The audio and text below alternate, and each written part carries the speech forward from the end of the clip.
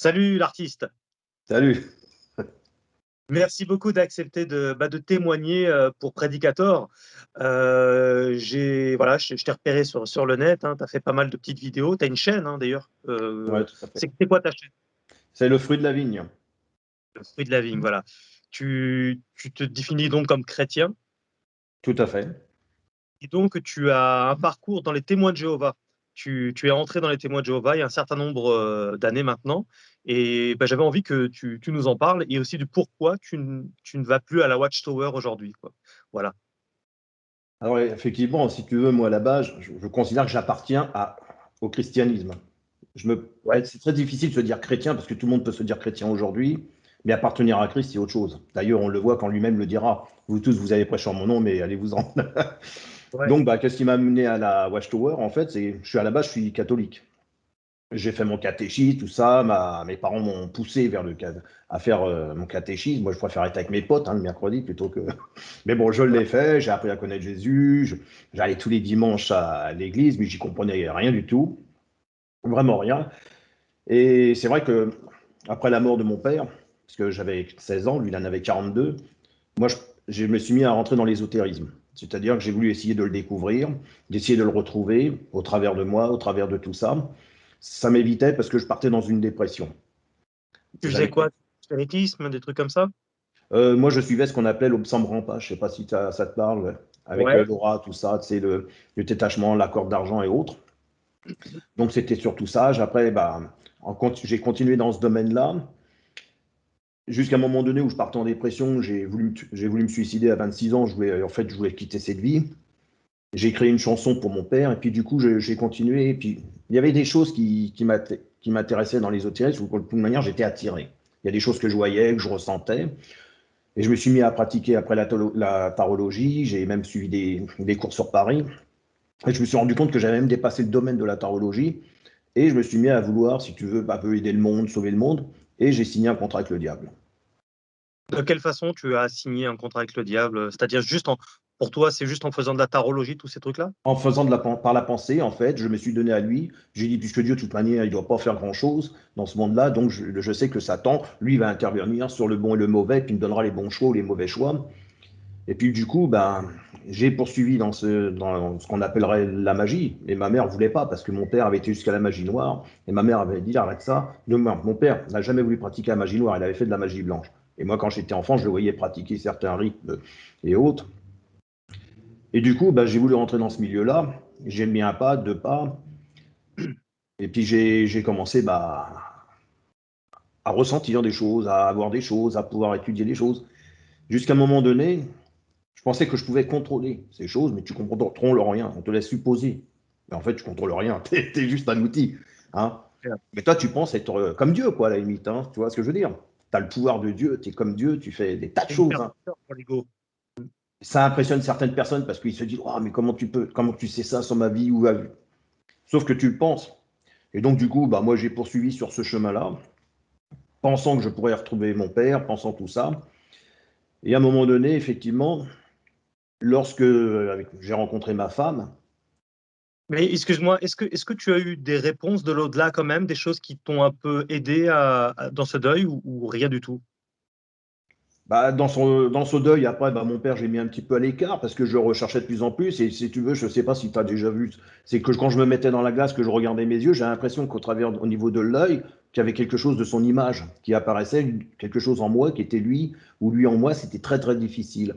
Par contre, j'étais amené à être plus souvent sollicité par des personnes, parce que dans ma famille, certains allaient voir des voyants ou des voyantes, et les voyantes, certaines de ces voyantes-là me consultaient moi.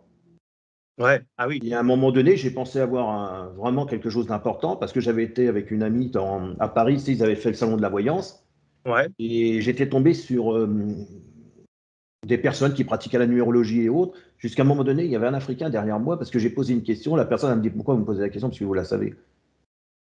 Et il y avait un Mmh. Africain qui était derrière moi, il fait des très puissant lui. J'ai fait pardon. Il me dit vous, celui qui est avec vous là, il est très puissant. Faites attention, il est dangereux, il est très puissant. J'ai dit c'est moi qui est puissant, c'est tout. Toi dans ma tête c'était moi quoi. Et du coup, c'est vrai que j'ai poursuivi dans cette démarche-là. Avec ma femme, j'ai commencé à avoir envie de découvrir Dieu. Et là, c'est pas bon parce que quand tu commences à lâcher ça, c'est que ça s'arrête pas là. Donc, avec ma femme, on a perdu des enfants, hein, si tu veux. Et justement, moi, j'avais un de mes enfants, qu'on allait perdre, puisqu'on avait été à l'hôpital à l'époque, c'était à Melun, qui nous annonce que de nouveau, ma femme allait perdre l'enfant. Et, et moi, je l'avais plus ou moins vu dans les cartes, j'arrivais pas à comprendre, je comprenais pas. Et donc, je prie Dieu à ce moment-là, à ce moment, c'était Jésus là, que je prie. Puis je lui dis, mais sauve cet enfant, et je te jure que si tu sauves cet enfant, si tu l'amènes à vivre, je te servirai. On avait un examen à faire 3 jours après. Tu vois, comme les chiffres, parfois, des fois, sont incroyables. 3 jours après, ma femme, elle a un examen. Et puis le gars lui fait une écho. Puis il regarde, il fait, parce que tout était dans le rouge, 3 jours avant. Il fait, je comprends pas, là, il y a un miracle. Il n'y a plus de risque pour l'enfant ni pour vous. L'enfant est sauvé. Donc ma femme, elle a accouché. Le médecin là-bas, le docteur qui s'en occupait a dit, c'est un miracle, hein, c'est un miraculé. Et du coup, je me suis dit, je vais servir Dieu. Le problème, c'est que je ne savais pas comment servir Dieu. Tu me diras, j'aurais pu aller à une église. Mais je ne savais pas parce que l'église, pour moi, si tu veux, dans mon enfance, les prêtres, c'était soit ils étaient homos, soit ils étaient pédophiles. L'église, c'était que de la tradition. C'était des haineux. C'était des personnes qui avaient fait l'Inquisition. C'était des personnes qui avaient fait la Sainte Barthélemy. Ils avaient massacré des protestants. En fait, c'était rentrer dans Mais cette religion-là. il n'y avait pas de nuance. C'est vrai, ce que tu dis, ces choses existent aussi, mais il n'y a pas que ça non plus. Oui, mais nous, Ouais, c'est il y ce a que la pas de... République. ouais, tout était négatif. Oui. Moi, il y Ok. avait des bons prêtres. Moi, j'ai eu un bon prêtre, hein, catholique, quand j'ai fait mon catéchisme. Mais après, on me dit, ouais, mais méfie-toi de ces gens-là, ici et ça. Donc après, toi, t'écoutes. Hein. C'est une Ouais, grande secte, tu vois, c'était une grande secte, a été considérée comme ça, quand même, malgré tout. Et du coup, après, je me suis désintéressé à Dieu. C'est-à-dire que comme mon enfant était sauvé, j'ai pensé que c'est parce que, en fait, c'était grâce au médecin. Ma femme, elle avait été à Robert Debré, tout ça. Et c'est vrai que le médecin, il avait trouvé le moyen de lui mettre quelques. Alors, mon médecin généraliste, moi, je pourrais pas te le dire, mais il m'a expliqué, parce qu'au début, quand il a dit, mais attendez, elle va prendre ça comme produit, mais ça va la tuer. Mais à une certaine dose, ça a sauvé la vie du gamin et de ma femme. ouais. Parce qu'à chaque fois qu'elle faisait, en fait, elle faisait des éclampsies. Donc, ça veut dire que j'ai eu des choix à faire qui étaient difficiles. C'était soit je choisissais de perdre l'enfant ou ma femme. Mais on te donne des choix qui ne sont pas réellement des choix, parce qu'à un moment donné, de toute manière, on te le dit, faites ce choix, mais tu sais très bien que c'est pas possible, parce que même si ma femme, de toute manière, j'avais voulu sauver l'enfant sans ma femme serait morte. L'enfant serait mort quand même, parce qu'on ne peut pas, un enfant qui a 4 mois, 5 mois, c'est fini. Il faisait des éclampsies. Bon, ça s'est fait comme ça. Ça a été très dur. Puis à un moment donné, j'ai toujours poursuivi avec le diable, hein, puisque je travaillais. Puis ma femme retombant enceinte, on se dit, on va faire de la même manière, tu vas arrêter de travailler, on va voir le docteur, on va voir l'hôpital. On connaissait la procédure. Sauf que, si tu veux, c'est là que ça s'est fait, c'était curieux, c'est qu'il y a un soir, on était couchés, et moi je décidais de vouloir servir quand même Dieu, mais plus ou moins je ne servais pas, quoi. Et là, c'était quand même incroyable, c'est que ma femme, on était un soir couchés, et si tu veux, on n'avait pas de volet. Donc on avait une petite lumière, tu vois, quand même dans la pièce. Puis moi, comme j'étais couché à ça, elle était à droite, moi à gauche, à un moment donné, je me dis, c'est bizarre, je pensais que c'était le chat qui était couché sur mon bras. Tu sais, je me dis, mais ça fait mal. Puis je m'enlève comme ça, puis je m'assois. Je fais, ah, il s'est couché sur mon bras et tout. Puis je vois le chat sur ma gauche. Je sais plus ce que c'est que ça. Donc je me retourne et je vois une masse sur ma femme, noire, qui flotte, qui était sur elle, qui la comprimait, qui s'élevait et qui est partie, mais tu sais, comme dans les films. Je fais, oh, À l'horizontale. Elle était à ouais, l'horizontale. à l'horizontale, puis après, puis il est parti à une vitesse, au départ lentement, puis après à une vitesse incroyable. Il a tourné vers une autre chambre, de la salle de l'enfant. Oh là là, mais je fais, qu'est-ce que c'est que ce truc? Je commence à délirer. Je me dis, bon, faut que j'arrête les produits psychologiques, quoi. Je me suis dit, c'est pas possible, t'es en train de délirer et tout, t'es un malade. Puis tu sais, je me rallonge comme ça, et je me dis, mais tu sais, je suis en train de me mettre tout en tête. Je dis, là, ça devient grave. Là, je dois avoir un problème psychologique. Là, il va falloir que je me fasse soigner. Puis juste à ce moment-là, ma femme, elle me dit, t'as vu? Je fais, pardon? Tu l'as vu aussi? Elle fait, j'ai senti qu'elle a un poids sur moi, et j'ai vu une masse et elle est partie. J'ai fait, donc toi, tu l'as vu aussi. Alors, je lui fais, dans ma tête, c'était plus, toi, psychologique. J'ai dit, Wow. mince, ma femme l'a vu aussi. Et là, j'ai commencé à flipper. Ma femme, elle s'est retrouvée, donc, après cet événement-là, ma femme, elle se retrouve le lendemain avec une perte, de nouveau. Il a fallu que je l'emmène d'urgence à l'hôpital. Et là, on m'annonce que, ils ne pourront pas sauver l'enfant. Et ce qui est quand même curieux, c'est que pendant que j'étais dans une petite salle d'attente, il ne m'avait pas mis dans la salle d'attente, mais dans une petite pièce, je ressentais comme des personnages. Tu avais ceux qui étaient en bas, ceux qui étaient en haut, qui disaient, il faut que tu croives en Dieu, il faut que tu serves Dieu. Oui, mais non, t'inquiète. Je me dis, mais c'est quoi, je ressens comme si j'avais des entités qui étaient là, qui me parlaient. J'avais plus ou moins l'impression de les comprendre sans trop les comprendre. Je dis, qu'est-ce que c'est ce bordel, quoi? J'ai dit, mais qu'est-ce que c'est ce bordel? Et à un moment donné, il y a une entité moi je le ressens comme ça, reste ici, ne t'en vas pas. Mais si va-t'en, t'inquiète, t'as pas à t'inquiéter. Non, reste ici. Je lui dis, mais je dois rester ici et tout. Et là, le médecin, bah, pas le médecin, mais il y a une personne qui vient me voir, hein. Il y a un soignant qui me dit, bah, vous pouvez rentrer chez vous, pour l'instant tout va bien, ça a l'air de. Et j'étais à peine rentré chez moi, ma mère, elle me dit, parce que j'étais encore chez ma mère à l'époque avec ma femme, ma mère, elle me dit, tiens, il y a eu un coup de téléphone à l'hôpital, il faut que tu retournes tout de suite, c'est grave. Donc j'ai compris. Quand je suis arrivé, bah, ma femme, elle m'a dit, dit que t'es parti, dit qu'ils m'ont dit que t'étais parti. Il y a quelque chose qui s'est produit, l'enfant est mort. Et du coup, bah, à ce moment-là, moi j'ai prié, puis j'ai dit, mais fais-moi connaître ton nom, Dieu, je viens te servir. Mais Dieu, c'est qui?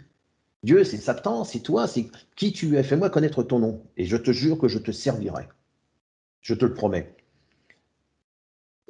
Donc ça s'était passé le week-end et je savais que normalement j'avais la femme de ménage qui m'avait dit, parce qu'elle pensait que comme je la voyais étudier des prospectus des protestants, je comprenais rien à la Trinité, mais alors je me suis dit, mais qu'est-ce que c'est que ce truc, la Trinité, le Père, le Fils, mais pour accéder à ce genre de niveau, mais j'ai dit, mais c'est n'importe quoi, quoi. Comment une personne peut être trois, machin et tout. C'était pour moi trop religieux, si tu veux. Et je me serais jamais vu lire une Bible. Quand je voyais le bottin, je me dis, mais c'est un bottin ce truc-là, qu'est-ce que tu veux comprendre là-dedans?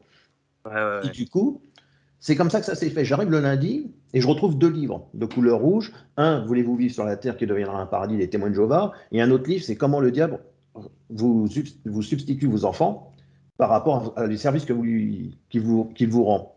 Je dis, mais comment ça? Donc je commence à affecter le premier livre qu'on m'avait donné. C'était une dame parce que j'aimais bien les anciens livres. Et là, dans ce livre, à ce moment-là, je me suis dit, c'est marrant, ça me parle tout ça. Le livre, il expliquait que le diable, si tu travailles pour lui, il te réclamera des enfants. En tout cas, en fait, il faut des sacrifices quelque part. J'ai jamais demandé de sacrifier mes enfants pour ça. Et j'en ai discuté avec un pote, parce que j'avais un pote qui travaille, lui, il a fond là-dedans, il travaille avec les entités. Il y a même des gens athées qui m'ont dit, mais j'ai vu des trucs chez lui qui se passent. Lui, il m'a dit, tu te rappelles, lui, t'avais dit que tu servirais le diable. Bah, tu le sers maintenant. Et comme tu veux plus le servir, tu vas avoir d'autres rencontres. Ah bon? Moi, j'ai fait non, je pense pas. Donc, je continue à étudier. Bon, là, je commence à étudier les trucs des témoins de Jéhovah. Plus ou moins, bah, je vais voir ma mère, elle avait des documents comme ça. Puis, pendant que j'étais allongé, je dormais sans dormir. Si tu veux, j'étais entre deux. Tu vois, quand tu commences à dormir sans trop. Ouais, Et là, d'un seul coup, je vois la même masse qui arrive vers moi, mais en forme de raie, avec 2 gros yeux d'argent, estrayés, mais impressionnant. J'étais comme ça, paralysé, je ne pouvais plus bouger. Et puis, il avait une vitesse. Il regardait ma femme, il me regardait, il regardait ma femme, il regardait l'enfant. Et ça se passait tout ça à une telle vitesse. Et là, ma femme, elle a dormait. Mais je flippais. Et d'un seul coup, c'est parti comme ça. tu l'as vu avec tes yeux, hein. Ouais. Tu l'as vu clairement. Ah oui, à ce moment-là, j'ai vu ses yeux. En fait, j'ai vu des yeux d'argent. Ça faisait comme des losanges. C'est difficile à expliquer. Et il avait la forme. Pour moi, c'était comme une raie. Il y avait 2 gros yeux d'argent, mais qui te fixent. Et il n'y avait pas des yeux comme nous avec les pupilles et machin, hein. Mais c'était quelque chose d'impressionnant, quoi. Paralysant. Et Et donc, ça a j'en duré parle. combien de temps, cette vision? Quelques secondes. En pleine nuit. Bah ouais, c'était. Mais comme moi, je te dis, dans ma chambre, tu sais, il n'y avait pas de volets. Donc, tu avais toujours une petite lumière. Ouais. Ouais. Mais c'est à ce moment-là, j'allais certainement commencer à certainement que je devais plus ou moins commencer à m'endormir. Mais ça m'a réveillé, j'étais comme ça. Ah, j'ai vu, puis ça bougeait, ça regardait. Mais c'était énorme, des yeux énormes, hein, je veux dire, c'était vraiment quelque chose de colossal, quoi. Eh ben, ça te paralyse, je veux dire que tu bouges plus. C'est impressionnant, ça. Tu Mais j'ai pensais dit, qu'il s'est barré d'un coup? oh, ça arrivait d'un coup. Et il s'est barré d'un seul coup comme ça, Bah, pour moi, il est resté quand même quelques secondes. Il m'a regardé. Comme ma femme est à côté, si tu veux, c'est comme si il était face à toi et te regarde comme ça. Il regardait ma femme, il faisait ça. Il regardait ma femme, il faisait ça. Comme si il me disait, fais quelque chose et je m'attaque à ta femme, tu vois. Moi, je ressentais des tas d'attaques comme ça. Je me dis, mais. Et puis d'un seul coup, je l'ai vu, il est parti. Mais à une vitesse phénoménale. Et là, mmh. j'en ai parlé que le lendemain à ma femme. J'étais paralysé, j'en ai parlé à ma femme. J'ai dit, mais c'est impressionnant, je l'ai vu. Et j'ai dit, mais tu vas raconter ça à quelqu'un, mais tu passes pour un idiot. Ah ouais, mon gars, mais t'as vu ça, mais oui, puis il y avait peut-être des chauves-souris, des machins, toi. Mais tu passes pour un con, quoi, royal. Là, on te met la camisole, t'es un fou. Donc t'en parles pas.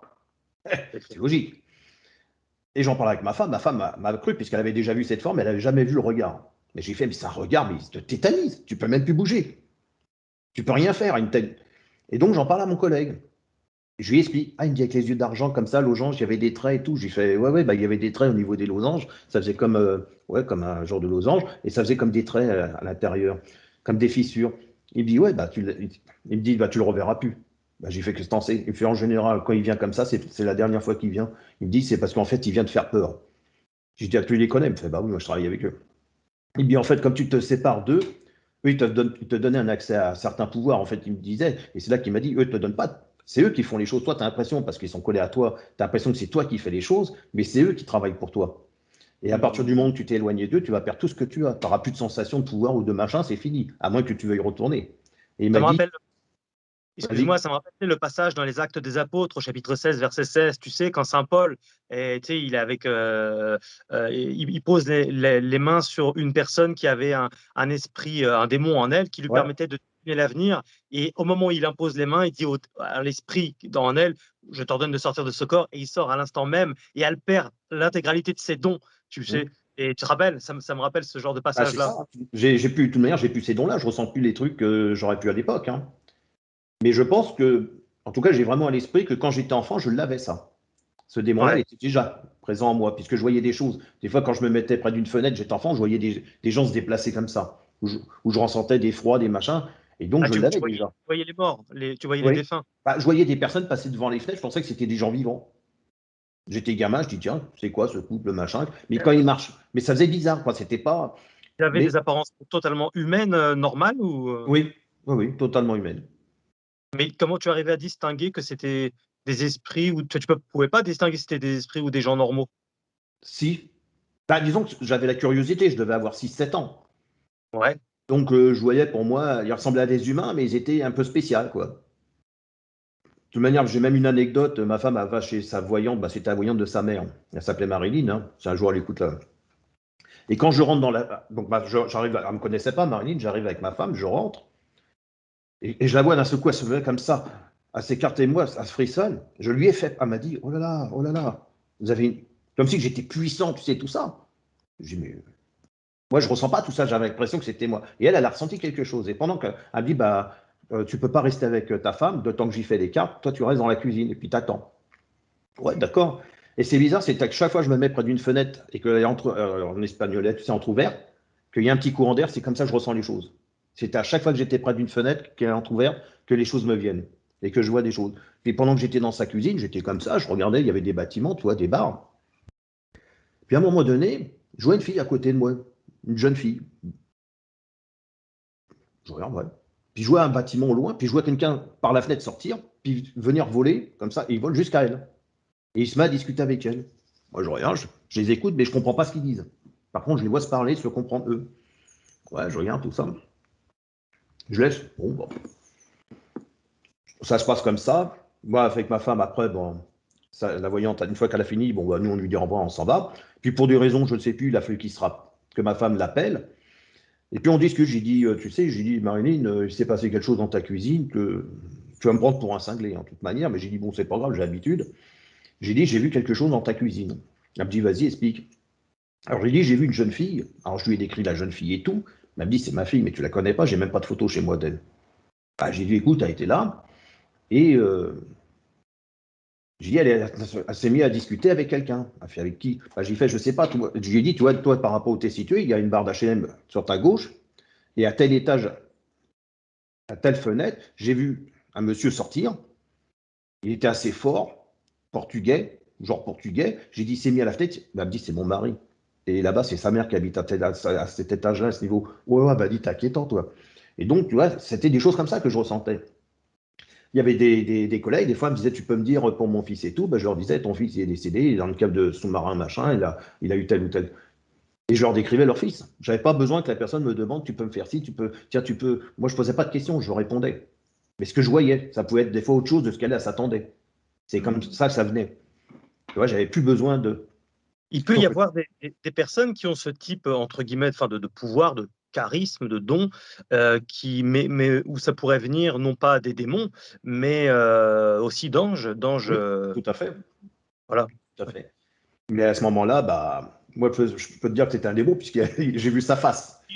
Et Et donc, puisque tu faisais donc de la divination, de la tarologie, tout ça, est-ce que des fois ça t'intéressait d'aller jusque dans les années à venir pour connaître les temps à venir, au vu des, notamment en ce moment on vit une dictature sanitaire totale, le mensonge, tout, ça t'intéressait d'aller jusque-là, de voir l'avenir lointain, c'était intéressant, mais j'avais pas d'accès. d'accord?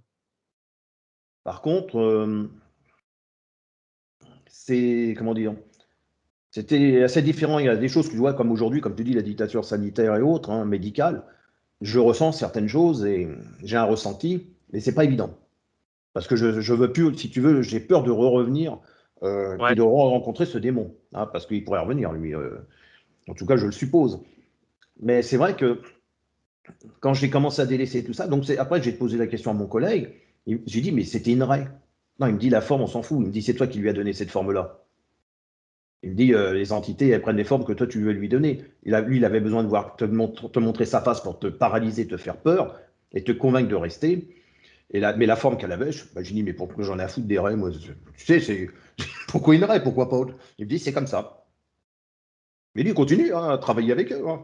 Lui, c'est. Sauf qu'il est lui, il pratique le pendule, tout ça.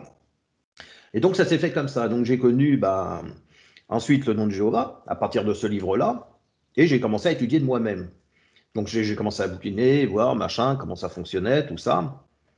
Et c'est vrai que je voulais connaître le nom de Dieu.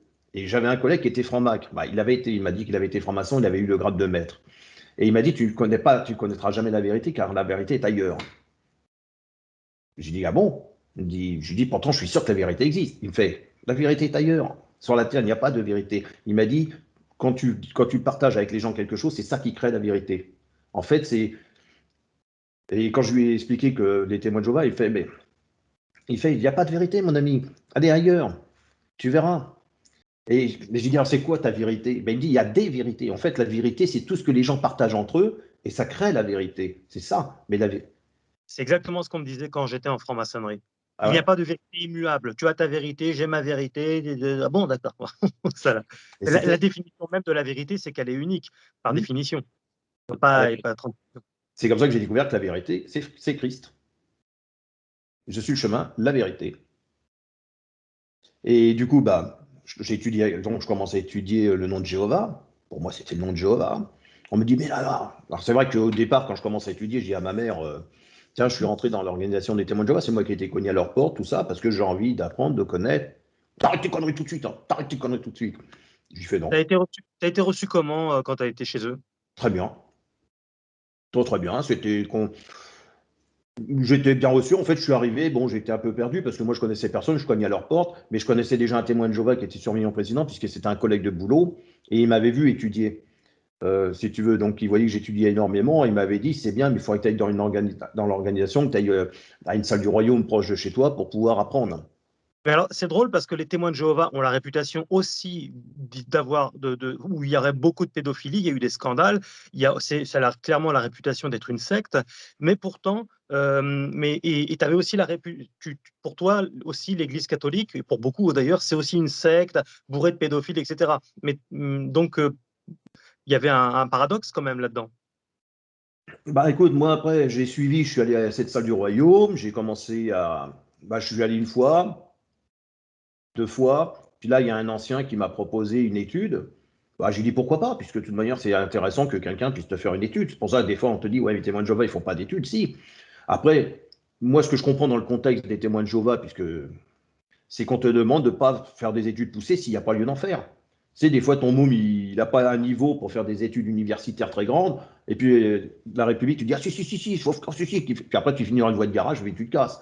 Ou alors, des fois, tu arrives avec tellement de diplômes que tu n'arrives pas à avoir le boulot. Puis quand tu vas être embauché, ah ben non, vous avez trop de diplômes, on va devoir trop vous payer par rapport aux autres. Donc, c'est Ouais. très délicat. Mais enfin, bon, le manque de science n'est bon pour personne. Non. Puis du coup, bah, j'ai étudié avec eux. Et puis, bah, ça a causé des problèmes dans la famille, puisque du côté à ma femme, ma belle-mère, tout ça, ils voulaient me passer devant des avocats parce qu'ils avaient peur qu'on allait leur empêcher de voir l'enfant, tout ça et autres. Et moi, le surveillant président de ma congrégation m'avait dit non, non, il faut que ta grand-mère, ta belle-mère puisse continuer à prendre l'enfant, faire Noël, les anniversaires. Ouais, mais c'est interdit. Oui, mais nous, mais vous. que toi, tu le fasses. Il me disait, toi, Luc, avec ta femme, tu le fasses et tu veux plus faire Noël et autres parce que tu comprends un peu mieux les Écritures et autres. OK, mais ton enfant, tu peux pas l'amener à lui interdire tout ça. Si ses grands-mères veulent l'inviter à parler du catholicisme, à parler de tout, parce qu'il faut savoir une chose, c'est qu'à ce moment-là, quand toi tu rentres dans ce genre d'organisation, d'un seul coup, dans ta famille, ta belle famille, tout le monde se réveille, devient catholique. Et là, vite, on va t'apprendre les traditions, les machins. Alors que d'habitude, on s'en fout, tu vois. Ouais, Et, tout à fait. et donc, moi, j'ai laissé ma belle-mère faire. Bon, elle est venue une fois à la maison, on était en train de recevoir une étude, les frères sont passés de l'autre côté, quand elle les a vus, vous partez ou c'est moi qui pars, hein. Mais j'ai dit, t'es chez moi, hein, fille. Ici, il faut savoir que si tu viens chez moi, tu dois accepter mes conditions de vie. Je suis Mm. pas. Hein, c'est vrai que là-dessus, on me reproche d'être trop cru. Puis, hein. Et du coup, j'ai étudié avec eux, puis un jour, il y a le téléphone qui sonne, et puis c'était la tante à ma femme, pour lui dire, arrête ça et ça. Donc, sa mère a fait, tiens, je te passe ta tante.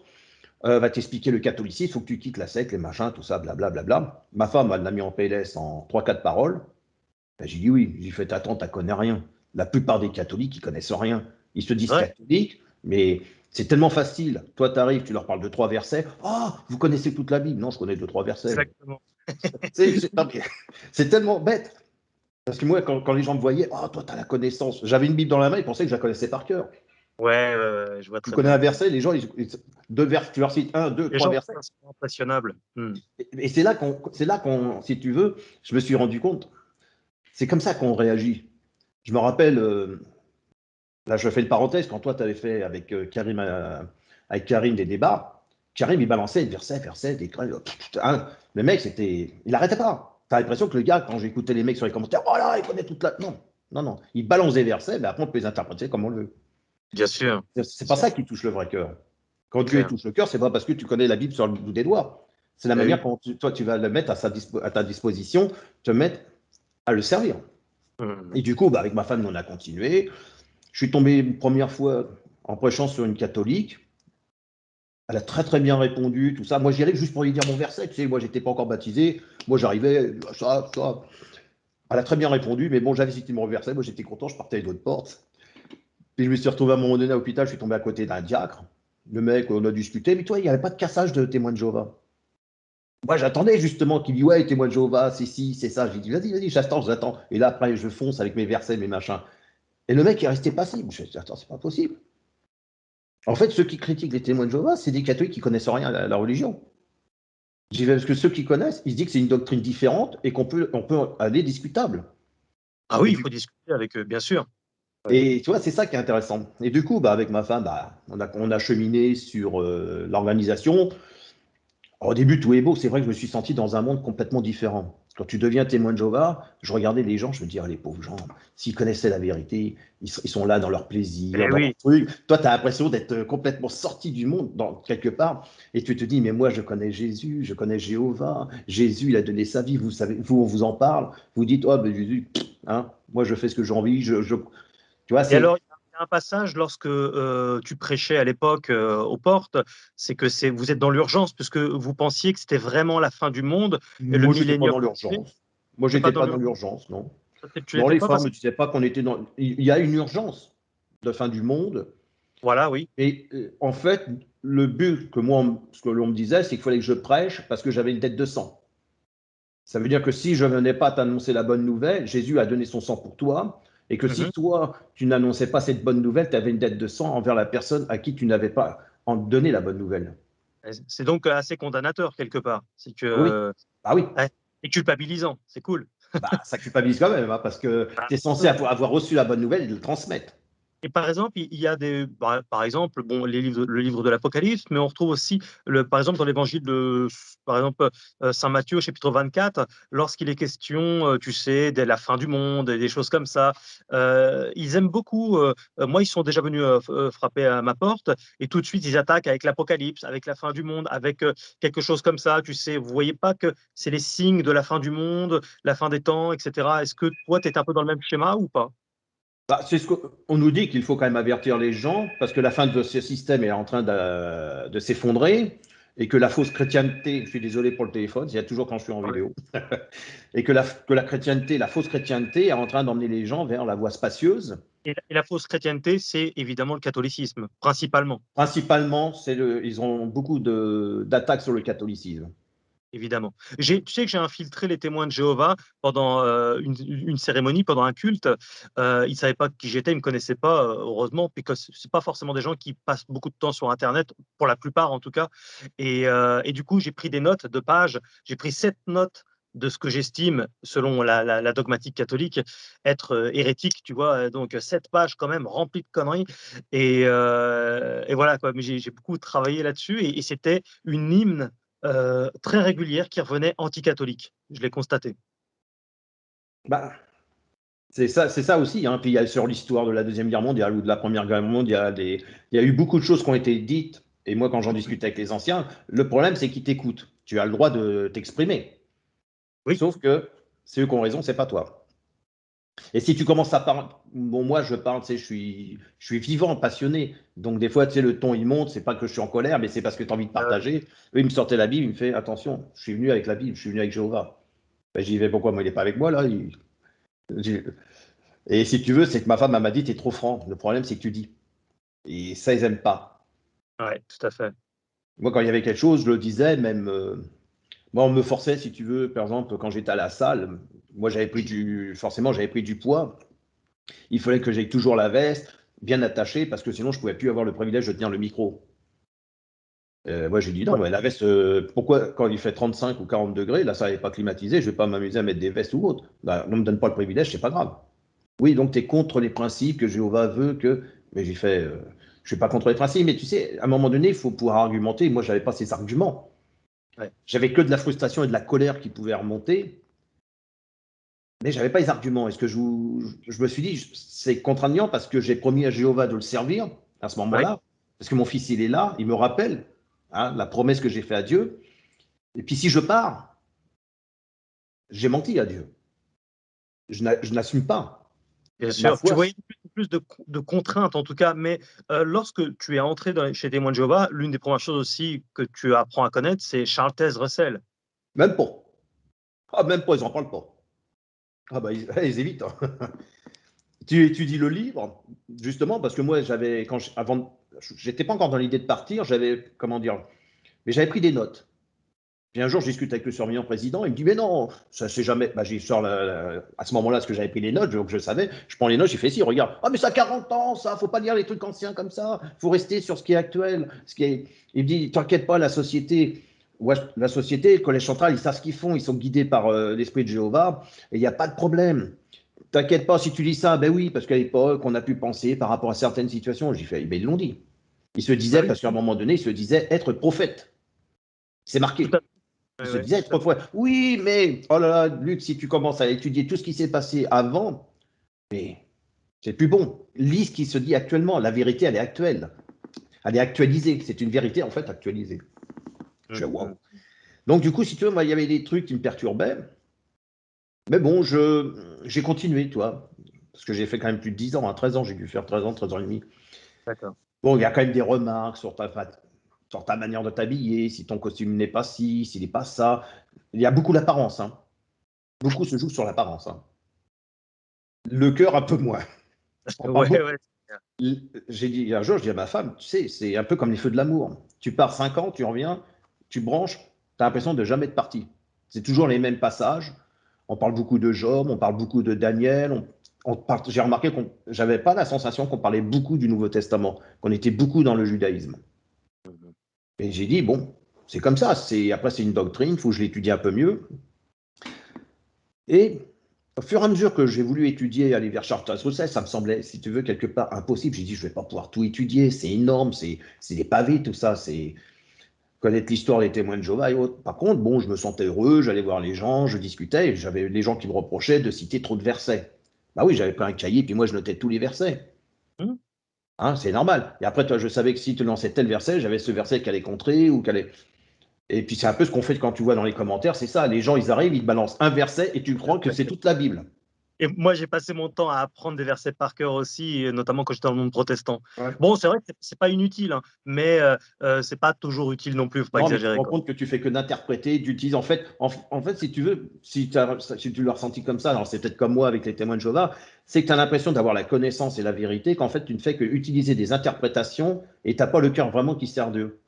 Ouais, Tu ouais, sers ouais, simplement des intérêts. oui, c'est très, il y a beaucoup d'orgueil dans tout ça. Mm. Bah, puis du coup, bah, après, ce qui m'a pris vraiment ma décision, si tu veux, d'arrêter, c'est qu'un jour, j'étais à la salle avec ma femme et mon fils, et puis qu'à ce moment-là, il y a une sœur, bah, il y a un ancien qui vient, et puis devant des frères et sœurs, elle me reprend, il fallu que on mange pas pendant le, on s'amuse pas, on mange pas, mais on s'amuse pas pendant qu'on est au micro, qu'on parle et qu'on. Je dis mais où c'est que tu m'as vu m'amuser? C'est pas moi, c'est la sœur Intel qui me l'a dit. Alors, c'est regardé avec les autres frères et sœurs, je fais mince, elle aurait pu venir m'en parler. Et ma femme me dit ouais, à un moment donné, elle a essayé de me dire, tu sais, ton mari devrait pas faire ci et ça, elle te surveillait. Ah, elle me surveillait, bah, si elle veut. J'ai fait quand elle mange ses bonbons, moi j'y dis rien, qu'elle me dérange, hein. Et parce que des fois, mon fils, tu vois, pour essayer qu'il ne soit pas, parce qu'il avait du mal à se contrôler, tu sais, quand tu es pendant 2 heures comme ça, donc on chahutait un peu, tu vois, il fallait que lui, ici, il prenne un petit peu le cas de bon plaisir. On m'avait reproché quand j'allais prêcher avec lui, c'est qu'on s'amusait.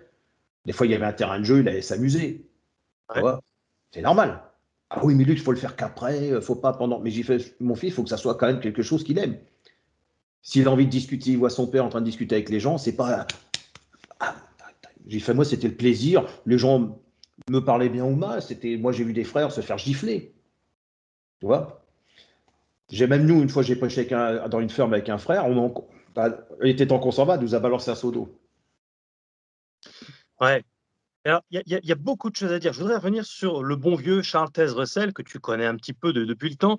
Euh, c'est lui qui est donc qui est à la base l'initiateur de cette organisation et qui était, semble-t-il, franc-maçon. D'ailleurs, le sépulcre de Charles Taze Russell est une pyramide avec la base, avec l'emblème du 13e degré du rite d'York en franc-maçonnerie.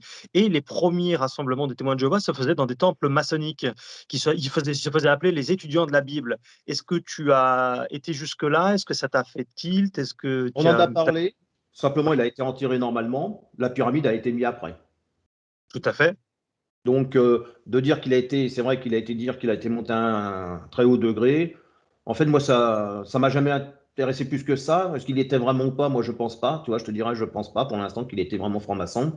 Je pense que, par contre, il a eu des utilisations.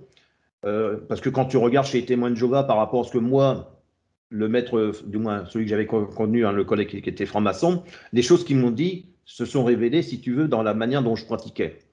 Je te donne un des exemples. C'est que on va souvent te demander de faire un sujet, soit une lecture de la Bible, ou pour les femmes, on va leur demander de faire un sujet, de se dire que vous êtes catholique, ah ben moi je vais vous présenter, voilà, ben, ah vous avez raison. Alors je dis à ma femme, si demain elle dit ça à un catholique et lui dit comme ça m'étonnerait, toi. Moi je dis, quand tu vas prêcher aux gens, c'est pas du tout ça. Mais on donne l'impression que c'est ça, quoi. Ouais. Et un jour, je fais un sujet, tout ça, bon, il y en a qui me trouvaient très bon orateur chez les femmes, chez les hommes. D'ailleurs, et là, un ancien vient. Le surveillant président, Luc, ça serait bien que tu évites de faire du théâtre. Quand tu parles aux gens, tu lis la Bible, tu regardes ta Bible et t'évites, parce que moi j'apprenais le texte par cœur. Et tu sais, puis bon, bah, quand j'expliquais les choses, j'étais sur le pupitre, oh Jéhovah, mais pourquoi? Tu vois, puis moi j'étais comme. Alors, ce qui fait que tous les gens appréciaient, mais ils ne suivaient plus la Bible, ils me regardaient moi. Il dit, parce que tu donnes beaucoup d'intérêt sur toi et pas sur le nom de Jéhovah. Ouais. Au début, j'ai dit, ah, il a raison, le frère et tout. Puis tu avais une sœur, elle me dit, non, il n'a pas raison. Elle fait, au contraire, quand tu as un frère qui parle comme ça nous intéresse même plus de connaître le nom de Dieu ou de suivre la Bible, parce qu'on aime bien tel ou tel frère, parce qu'il anime bien les choses. Quand c'est Oui, mort, tu es là, tu lis et tout, toi, tu es là. Et puis, clair. c'est là où je me suis posé la question, c'est quand je demande au frère, qu'est-ce que tu as pensé du texte parce que ma femme, elle avait fait un sujet, qu'est-ce que tu penses du sujet de ma femme? Ben, il me dit, nous, c'est pas notre problème. Le sujet de ta femme, c'est qu'elle, elle le fait pour elle. Et là, je me suis rappelé ce que le frère il m'avait dit. Il m'avait dit, tu sais, quand nous, on a des planches, il dit, toi, en fait, quand tu lis une planche des philosophies qui sont liées à la franc-maçonnerie, il fait, toi, tu penses que tu le fais en disant, je vais apprendre ces choses-là, je vais le dire pour permettre à ces gens, à ces frères de ma communauté, d'apprendre les choses. Il me dit, en fait, non, c'est pour toi, c'est pour t'enseigner l'enseignement maçonnique. Ouais. Et là, c'est pareil avec les témoins de Jéhovah. En fait, quand tu apprends les choses, tu les récites pas sur un pupitre pour dire ah, c'est un bon interlocuteur ou alors c'est un bon orateur. C'est surtout que tu les apprends pour toi, pour connaître la doctrine des témoins de Jéhovah. Tu puisses te formater, ouais. Mais Voilà. quand même, est-ce que donc tu penses que Charles Taze Russell n'est pas franc-maçon, mais euh, qui a bien pu mettre alors ce sépulcre pyramidal maçonnique à cet endroit-là et comment ça se fait que que les témoins de Jéhovah étudiaient dans les premiers temps dans des temples maçonniques? Ça, j'ai jamais étudié. Je te dirais, j'ai jamais été. Alors, Je il sais y a qu'ils ont beaucoup. utilisé des temples. Apparemment, il y a la chaîne de WoW, un ex-témoin de Jéhovah, qui parle beaucoup de la franc-maçonnerie et des témoins de Jéhovah dans la franc-maçonnerie ou qui montre qui est une chaîne intéressante. Après, moi, pour moi, la franc-maçonnerie, Charles Taze Russell aussi a quand même bouffé aussi à tous les râteliers. Pourquoi pas celui maçonnique également? Il a même été dans l'adventisme, dans différents courants protestants. Ça a quand même été un vrai bordel bah, tu sais, ce qui m'intéresse dans la doctrine de l'organisation, parce que c'est surtout après Charles Russell, c'est avec Rutherford que tout a changé. Moi, ce qui m'intéresse, c'était sa pensée. C'était pas ce qu'il a servi ou à quoi il a été asservi, franc-maçonnerie, ou tu vois, dans les milieux où il a pu fréquenter. C'était comment lui, il voyait Jéhovah, en tout cas, Alors, parce que lui, il le utilisait le problème, nom c'est de Jéhovah. Le problème, c'est que ça a techniquement forcément une importance parce qu'en bouffant à tous les râteliers, il fait sa mixture à lui et il en arrive à une lecture totalement erronée, biaisée, et on n'a pas attendu après le 19e siècle pour connaître enfin la théologie et le chemin vers le salut. Bah, tu sais que Chantal Zoutel n'a rien inventé. Il a pris des semences de vérité qu'il a transmis, parce qu'il n'y a pas que le mauvais, il y a aussi des semences de vérité qui étaient dedans, sinon j'aurais pas quitté, je serais encore dedans. Il y a des Bien sûr, semences de vérité, en fait, il avait plutôt le côté évangélique. Quand je lis, parce que j'ai tout à fait. tous ces ouvrages, une grande partie de pratiquement tous ces ouvrages sur ce qu'il a fait, c'est ce qui m'a fait justement quitter l'organisation, c'est qu'en étudiant de plus en plus Charles Roussel, je vois bien la différente façon de penser entre un Charles Roussel qui était évangélique, qui lui reconnaissait la forme trinitaire. Charles Roussel a dit il n'est pas marqué le mot Trinité, mais je reconnais qu'il y a une forme trinitaire dans le Père, le Fils et l'Esprit Saint. Oui, mais il pensait que Jésus n'était pas Dieu. Non, il pensait que, oui, si tu veux, à la différence, c'est que lui, il pense qu'il y a Rien. un ange dans son état d'esprit. Hein. Il y a un ange qui est venu, envoyé par Jéhovah, donc par Dieu. Il y a un ange qui est venu, et que cet ange, quand il va dire à Nicodème de renaître de nouveau, c'est-à-dire que quelque part, il a une naissance qui a été différente. C'est-à-dire qu'il arrive en tant que bébé, il grandit en tant qu'enfant pour devenir adulte jusqu'à 33 ans, pour mourir, se donner sur la croix. Alors, quand on dit poteau, c'est une croix simple en fait. Hein, on en avait discuté avec Arnaud Dumouche, hein, croix simple, croix double. Après, ça c'est, on va dire, c'est du détail quelque part. Ce qui est important, c'est pourquoi Jésus surtout l'a fait. Et Excuse-moi, Nicodème, oui et non, parce que dans le sens où le grec de poteau ou de croix, c'est stauros. Et en fait, il joue beaucoup à chaque fois sur le grec, comme tu oui, sais. ben, Hein. Et en fait, je pense que c'est toujours pour indirectement chier sur l'Église catholique, qui nous sommes blindés de croix. Et en fait, c'est une façon un peu maligne et indirecte de nous chier dessus, je pense. bah, pour eux, le poteau était un dogme. Pourquoi un dogme? Oui, effectivement, Ouais, pour se séparer de l'Église catholique. exactement, c'est ça. C'est une séparation.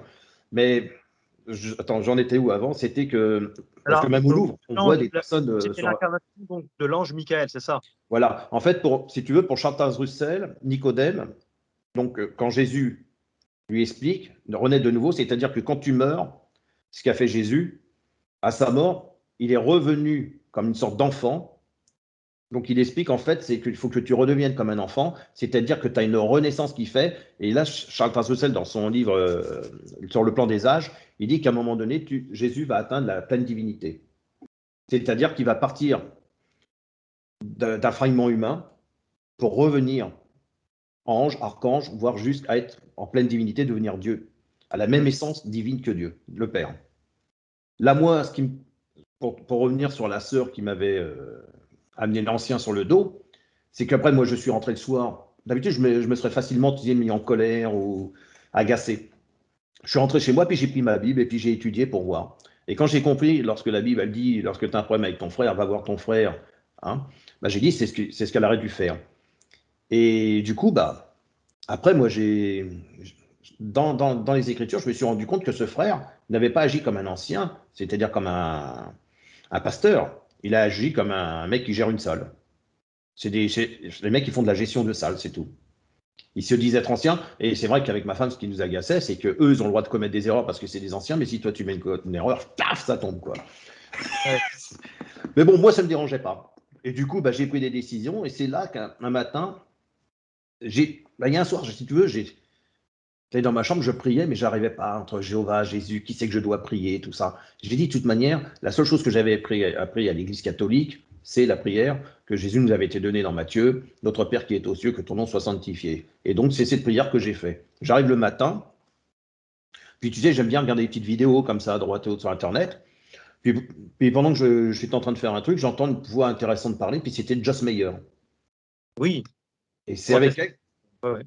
c'est une charismatique, et c'est avec elle que j'ai commencé à écouter les différents, toutes ces vidéos. Après, je faisais que ça. Puis à un moment donné, je tombe pareil sur le pasteur Serge Pinard, c'est un Québécois, et on a eu même la discussion par mail entre lui et les témoins de Jéhovah, parce qu'il me dit que là-bas, il n'est pas aimé, hein, à part les témoins de Jéhovah. Ça, c'est partout, hein. L'amour agapé, il est très difficile à obtenir. Et Hum. c'est comme ça que j'ai décidé de faire ma lettre. J'ai dit, bon, je vais quitter, je vais faire ma lettre, comme quoi moi je veux servir le Christ. Alors, à l'heure d'aujourd'hui, je ne considère. Je suis, on va dire, je suis troublé par un texte d'Isaïe lorsqu'il dit que Dieu viendra lui-même. Et ce qui me trouble aussi un peu plus, c'est que Jésus nous explique qu'il existe le Père. Et je pense que moi, comme j'étais ancré chez les témoins de Jéhovah, donc dans un judaïsme, pour le judaïsme, Hachem, Jéhovah, où il y avait quoi que le nom que tu donnerais, c'est le Père. Or, Jésus va nous dire, non, c'était pas le Père, c'était moi. Ce qui m'amène à penser que Jéhovah, c'est Jésus, c'est la même personne. Après, on pourrait me dire, oui, mais Jéhovah, c'est pas son nom, on peut pas le prononcer, tu sais, les machins comme ça. C'est Oui. pas grave. Moi, je suis pas un spécialiste du grec et du latin. Et maintenant, je préfère servir Dieu. En hébreu, ça donnerait plutôt Yahweh. Jéhovah, effectivement, ça, c'est pas une bonne prononciation, c'est manifestement une erreur, ce qui ferait les témoins d'une erreur. Oui, mais bon, après, le nom, tu sais, Jéhovah, quand tu l'appelles, ou même le Christ, hein, Ouais, Yeshua, tout ça. Après, le problème, c'est qu'on joue tellement sur les détails. ouais, ouais. Je l'évite pour cette Alors, bonne raison. Si tu veux, pourquoi j'évite tous ces détails et autres quand je discute avec des gens, que ça soit grec ou latin, moi je ne maîtrise pas ça et que je fais quand même très attention, c'est parce que ça me fait penser beaucoup au judaïsme, où ils étaient tellement dans les Écritures qu'ils en oubliaient le reste. Et que Jésus hum. leur a rappelé, bande d'hypocrites. Et ils citaient, ah, vous citez les Écritures, ça alors là, mais le cœur n'y est pas. Tout à fait. Alors justement, en parlant d'écriture, les témoins de Jéhovah, la Bible, c'est l'édition du Monde Nouveau, hein, des témoins de Jéhovah, qu'on ne peut avoir d'ailleurs que chez les témoins de Jéhovah, hein. On ne peut pas l'avoir dans le grand commerce ou ailleurs. Oh, C'est tu peux très, l'acheter, voilà. si, je pense. Des fois, t'en as qui les vendent sur eBay. Ah oui, oui, c'est vrai, oui, mais normalement, en tout cas, c'est vraiment Ouais. à la tour de garde. Et par exemple, dans l'évangile de Saint Jean, chapitre 1, verset 1, au commencement était la parole était avec Dieu, et la parole était Dieu. La fin a été modifiée, était un Dieu, avec un D minuscule, et c'était un Dieu parmi tant d'autres, au final, quoi, en quelque sorte. Et il y a tout un tas de versets qui ont été transformés. Est-ce que ça t'a fait tilt quand tu étais dedans ou quand tu en es sorti, qu'il y avait des textes qui n'étaient pas tout à fait les mêmes, qui avaient été modifiés? Ah, ce qui devient compliqué, c'est qu'après, comme Jésus dit, comme il rappelle des fois l'Écriture, d'ailleurs, là, j'ai préparé une vidéo sur l'arbre du bon et du mauvais, où Jésus va dire, vous êtes des dieux. C'est pour ça qu'on a été retirés de l'arbre de vie, nous sommes des dieux. Donc, quand ils ont dit que Jésus a dit qu'il était un dieu, puisqu'il était archange, c'était l'archange Michael ou l'archange Michel, moi, ça m'a pas choqué, puisque je comprenais rien à la Trinité. Quand tu Nous expliques que sommes, quelqu'un, nous sommes la des dieux Trinité, le Père, le Fils, Esprit Saint dans une même essence, c'est difficile. Par contre, je l'ai très bien compris sous la forme des témoins de Jéhovah. Et c'est là où il y a des semences de vérité. C'est que parfois, tu as des cheminements comme ça qui te paraissent incohérents sur une Bible ou une écriture. Et parfois, tu as des gens comme moi qui n'ont pas saisi tout de suite le sens de la Trinité, qui vont le comprendre à partir d'un sens, tu vois, comme ça, qui pourrait être une erreur. Et c'est une erreur qui t'amène à cette vérité. Pour moi, c'est ça, une semence de vérité. Ouais, ouais, ouais, c'est un cheminement, ouais. Mais lorsqu'il est question que nous soyons des dieux, ça veut dire que nous sommes un peuple de rois, de prophètes et de prêtres, au sens où nous sommes les rois du cœur de Dieu. Mais ça ne veut pas dire que nous sommes Dieu au sens avec un D majuscule. Ouais, mais regarde, tu as vu quand quand la classe, peut-être pas politique, parce que là, tu avais plusieurs mouvements à l'époque de Christ, hein, mais quand ils lui disent, on t'accuse parce que tu te fais Dieu, tout à fait. il a dit, la confusion serait aussi que Jésus lui réponde que dans les Écritures, il dit, n'est-il pas dit, vous êtes des dieux? Donc, tu vois, là, ça peut Oui, créer une confusion, parce que il parlait dans au quel sens? sacrificateur. Il Puisque parlait au sacrificateur et au docteur de la loi, tout ça. Donc, il parlait pas à n'importe qui. donc, quand lui, il a dit, tu te fais Dieu, est-ce que ça voulait dire qu'il se faisait le Père? Et que Jésus a dit, nous sommes des dieux. Peut-être que lui, il a voulu le définir par je suis le Fils, mais je suis de la même essence, parce que je vais Il vous était montrer le Père. Mais c'était compliqué, parce que nous dans le sommes judaïsme, des dieux. Il a écrit plus précisément, vous êtes des dieux, car hmm, vous êtes les fils de Dieu. oui, Ça veut dire que donc vous êtes des adorateurs de Dieu et vous avez une certaine étoffe, vous avez vous êtes des guides. Et c'est dans ce sens-là. ah, Satan, si tu veux, quelque part, lorsqu'il te dit dans le jardin qu'on serait des dieux si on mange de ce fruit, Tout à fait. là, je te Ouais. donne juste un petit passage de la vidéo que je suis en train de préparer, c'est qu'en fait, Dieu, ce qu'attendait, c'est qu'on soit comme l'arbre, et non pas comme le fruit. C'est-à-dire que nous, on regarde le fruit, on le fractionne en bien et en mal, alors que plutôt que de manger de ce fruit, parce que tu as vu, quand on parle du fruit, il est au singulier. Ouais, ouais, Elle vit que le fruit de l'arbre, elle vit pas qu'il y en avait plein, elle vit un fruit et qu'il était bon, et que l'arbre était bon. Donc, c'est-à-dire qu'effectivement, quand Jésus nous dit, vous êtes les lumières de ce monde, quelque part, soyez comme l'arbre qui porte du bon fruit, moi, dans mon interprétation, qui est un petit peu difformée par rapport à celle que j'entendais chez Témoins de Jéhovah, c'est qu'en fait, on doit devenir cet arbre. C'est-à-dire que cet arbre contient en lui-même une dualité, qui n'est pas un dualisme opposé entre le mal et le bien, mais une unité qui fait nous, on a l'impression et qu'on veut fractionner. Il ne faut pas. Au contraire, il faut que le bien et le mal existent en nous et trouver cet équilibre que Dieu nous demande. Et c'est l'arbre de vie qui permettait pour moi à Adam et Ève, alors je ne sais pas s'il y avait des fruits parce qu'il n'est pas précisé, mais en tout cas, cet arbre de vie était la présence de Dieu. Et cette présence Le, permettait de ouais, tenir ouais. ce jardin. Le fruit en question, c'est le fruit, en l'occurrence, c'est là, pour le coup, le fruit de la désobéissance, quoi, des Voilà. conséquences. Ouais. Et parce qu'il y a tout, c'est très complexe, il y a tout un tas C'est très complexe. de paramètres à prendre en compte dans le témoin de Jéhovah. J'essaie de rester le plus cadré possible. On a l'histoire très importante chez Témoins de Jéhovah des 144 000. Ouais. Qu'est-ce que c'est les 144 000 ouins? Bah, c'est des personnes qui se sentent appelées. C'est-à-dire qu'à un moment donné, il y a un chiffre qui est donné. Alors pour certains, c'est symbolique, pour d'autres, c'est réel. Et si tu veux, c'est que dans les témoins de Jéhovah, il n'y a qu'une espérance. Parce que souvent, tu entendras dire, ah oui, mais les témoins de Jéhovah ont deux espérances. Il y a ceux qui veulent vivre sur terre, puis ceux qui veulent vivre dans le ciel. C'est une erreur totale. C'est vrai que maladroitement, moi j'avais des frères et sœurs qui me disaient, ah mais moi j'espère vivre dans le ciel, oh moi ça me suffit de vivre. Il n'y a qu'une espérance chez un témoin de Jéhovah. C'est de vivre dans le royaume de Dieu. C'est d'être accepté dans le nouveau système que Dieu va mettre en place. Jésus est roi, il y aura 144 000 co-héritiers proches à travailler avec Jésus. Il va prendre des humains, pour quelle raison il en prend? Moi, j'en vois pas l'intérêt. Hein, il a assez d'anges pour ça. Mais bon, pourquoi? On est peut-être un petit peu dans du Star Trek, hein, où on prend des personnes différentes pour créer une humanité, tu vois ce que je veux dire? Mmh. Et du coup, nous, on avait cette espérance de vivre dans le royaume. Moi, aujourd'hui, je suis toujours dans le questionnement des 1000 ans. Tu vois, je sais qu'avec Arnaud, on en avait discuté.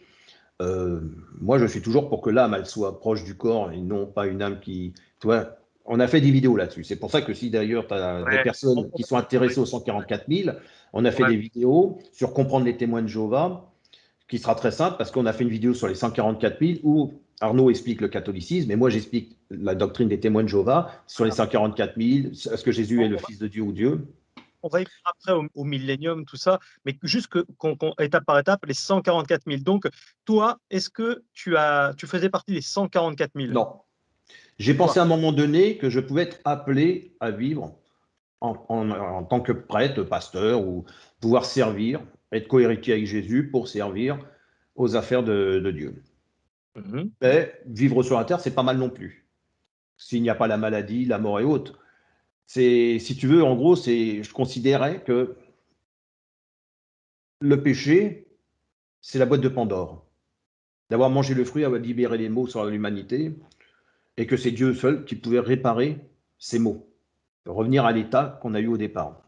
mmh. Donc mon espérance n'était pas de faire partie de ces 144 000, parce que les 144 000, il faudra de toute manière qu'avant que Jésus intervienne, qu'ils aient tous été sélectionnés, choisis. Mais ça ne veut pas dire qu'ils seront déjà tous au ciel. Ça veut dire que quand Jésus va intervenir, il y aura ceux qui seront montés, puis ceux qui vont monter. Mais il y aura d'abord eux qui devront être préparés. C'est pour ça que je te rappelle avec Nicodème, hein, pour revenir à Nicodème, il faudra que les 144 000 ne vont pas arriver comme ça totalement d'humain. Ben non, tu peux pas. Tu peux pas changer une forme. Ce que expliquait, justement, pour revenir à Charles Roussel, c'est qu'il faut que tu naisses de nouveau, c'est-à-dire qu'il faut que, si toi tu veux partir des 144 000 pour devenir oin, il faut que tu repars vers une naissance. Tu vas mourir, mais tu vas reprendre une naissance qui est différente, avec un corps qui ne t'est plus physique, comme le nôtre, et donc il va falloir que tu t'habitues à cette nouvelle façon de vivre, de te nourrir, toi, bon, après on peut imaginer tout ce qu'on veut, avant d'arriver à l'âge adulte et d'avoir compris tout. Et c'est ce que Jésus expliquait pour nous, les témoins de Jéhovah, quand il dit faut naître de nouveau, que Nicodème, mais comment tu peux rentrer dans le ventre de ta mère, parce que là c'est différent.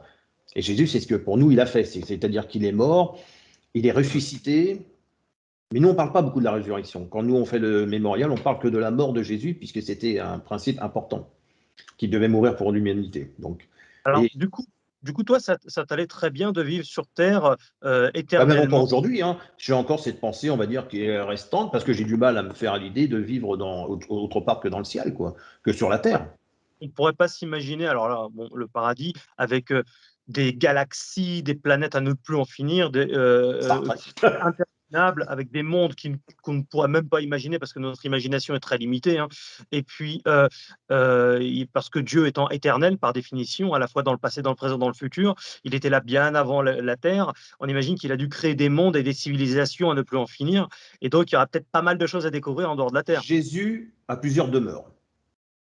Ce qui, Cela demeure moi, de son si temps. tu veux, ce que moi j'ai souvenir dans le catholicisme, par rapport à ma tante, par rapport à ceux qui me disaient, quand j'ai perdu mon enfant, ou quand il y a eu des enfants qui étaient morts, c'est Dieu qui l'a rappelé à lui pour en faire un petit ange.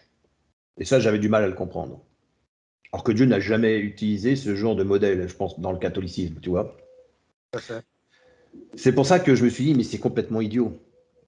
En fait, il y a plusieurs demeures. Ce que je pense moi actuellement, hein. Alors après, là, c'est plus dans les témoins de Jéhovah parce que quand tu meurs, tu meurs.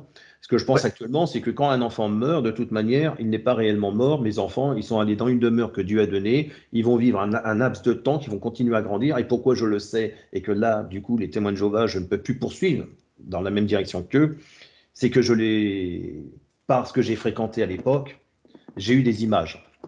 Je te donne un exemple. C'est qu'un jour, j'étais chez mes beaux-parents.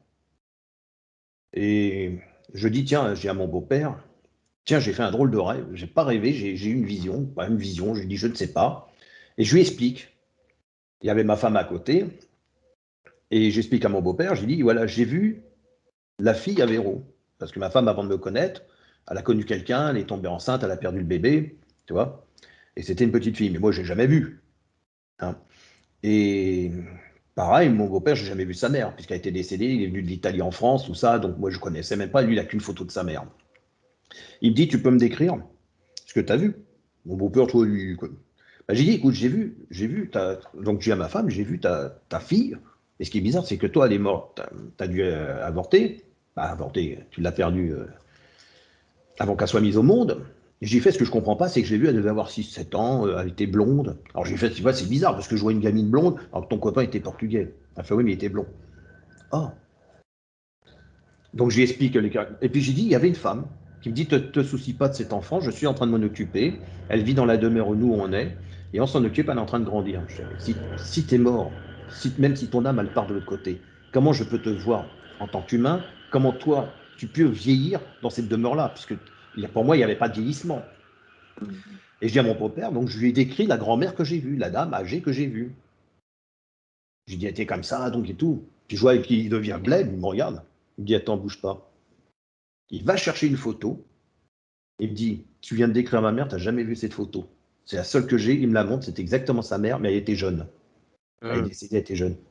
Et moi, je lui présente une personne retraitée, âgée. Waouh!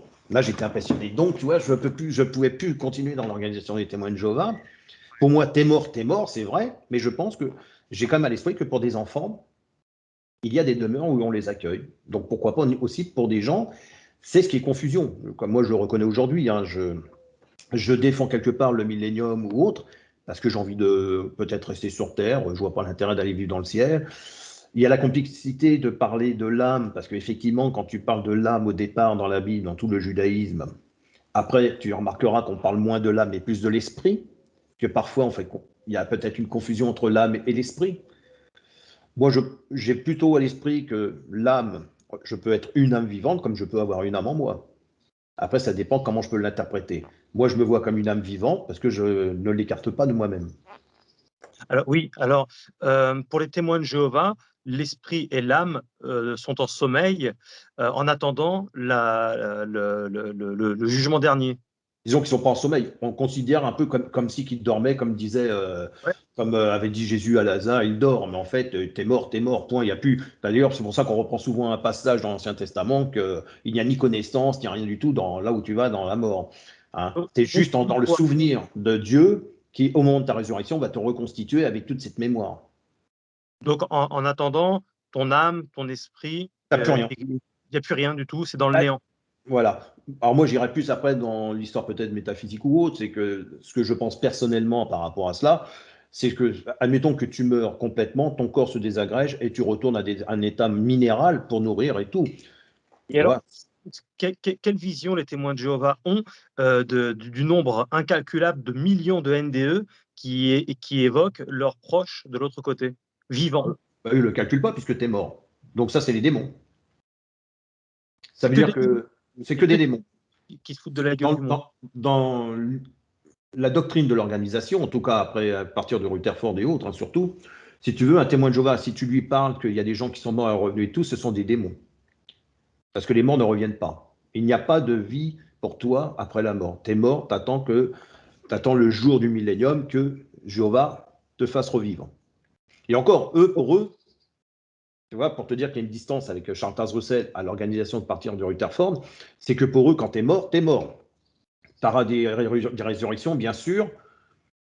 Et quand moi je leur dis que oui, effectivement, tout le monde se verra avoir le droit à une nouvelle chance, pour eux, non. Tout ce que tu fais dans tes actions actuelles, c'est un peu comme le père Olivier Rovis disait à Arnaud, tout ce que tu as fait là, quand tu es mort, tu es mort. Il n'y a pas de sauvegarde après. Alors que là où je me rejoins avec Charles Russell et Arnaud, c'est que pour moi, à l'heure de ta mort, tu auras encore une chance. C'est-à-dire que là, tu pourras plus dire, oui, c'est toi qui prendras ta décision dans ta souveraineté, quelque part, de dire oui, je décide comme ça ou pas. Oui, oui, bon, il y a pas après, il y a pas que Arnaud, et Charles Russell qui évoquent ces choses-là. Il y a beaucoup de saints qui évoquent ces choses-là, aussi d'un passage de la mort, hein, Sainte Catherine de Gênes et beaucoup Hum. d'autres. Mais alors, quelle est l'interprétation des témoins de Jéhovah lorsque Jésus, devient, tout lumineux avec Élie et Moïse? Pourtant, ils sont bien vivants, ils sont là. C'est ce que les catholiques disent, oui.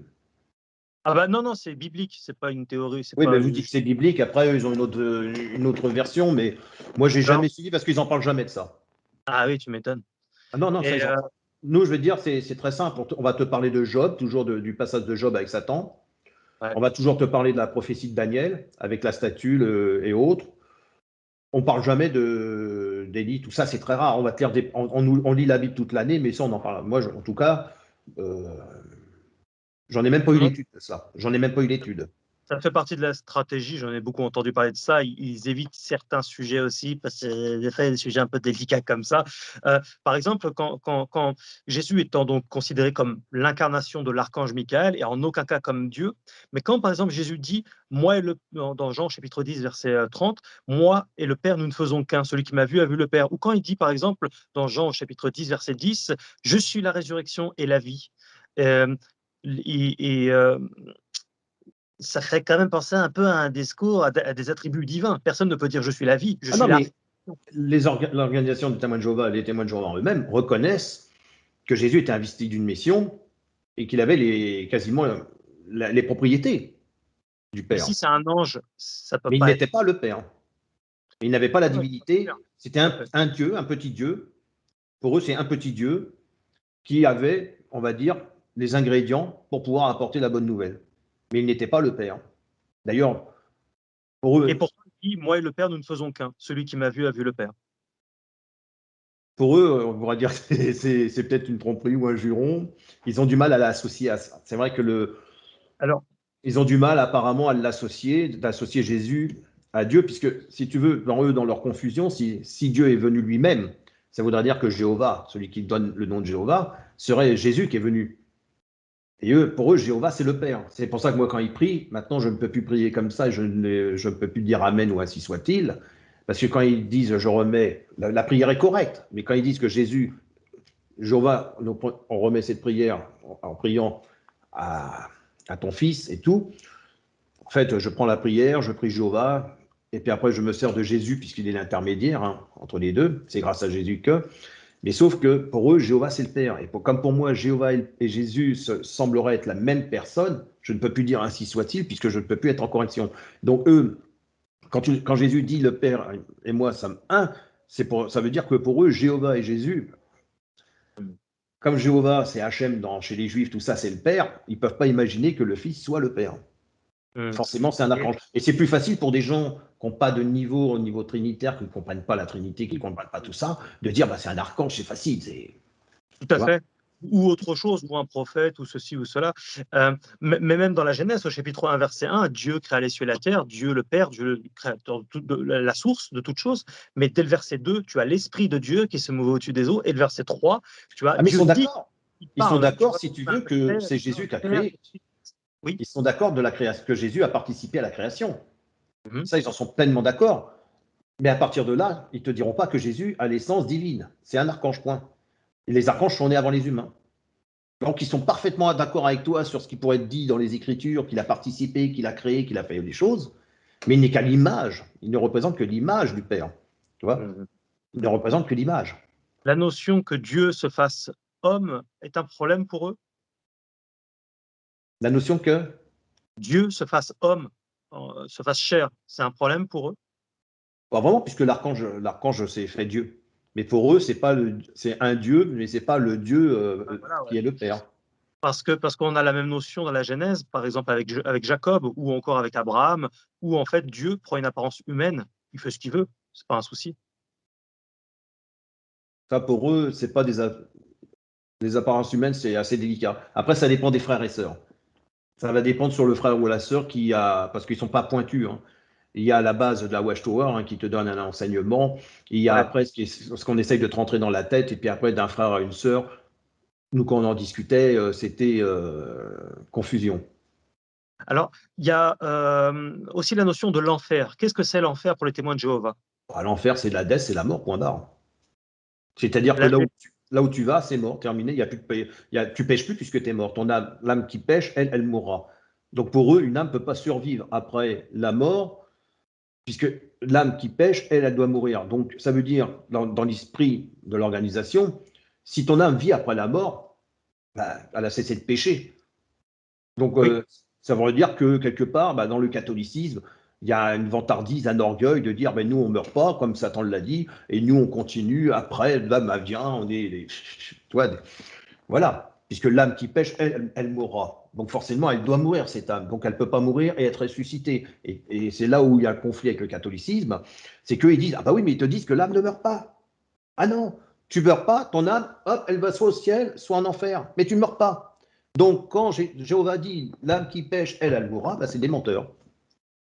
La notion de Tu vois mort, ce que je veux dire c'est justement la notion de mort, c'est justement être coupé de Dieu. Donc en fait, ça ne veut pas dire mourir physiquement, c'est pas juste une mort physique, c'est une mort dans le cœur en fait. Oui, c'est ce que dirait le catholicisme, mais c'est pas ce que diraient les témoins de Jéhovah.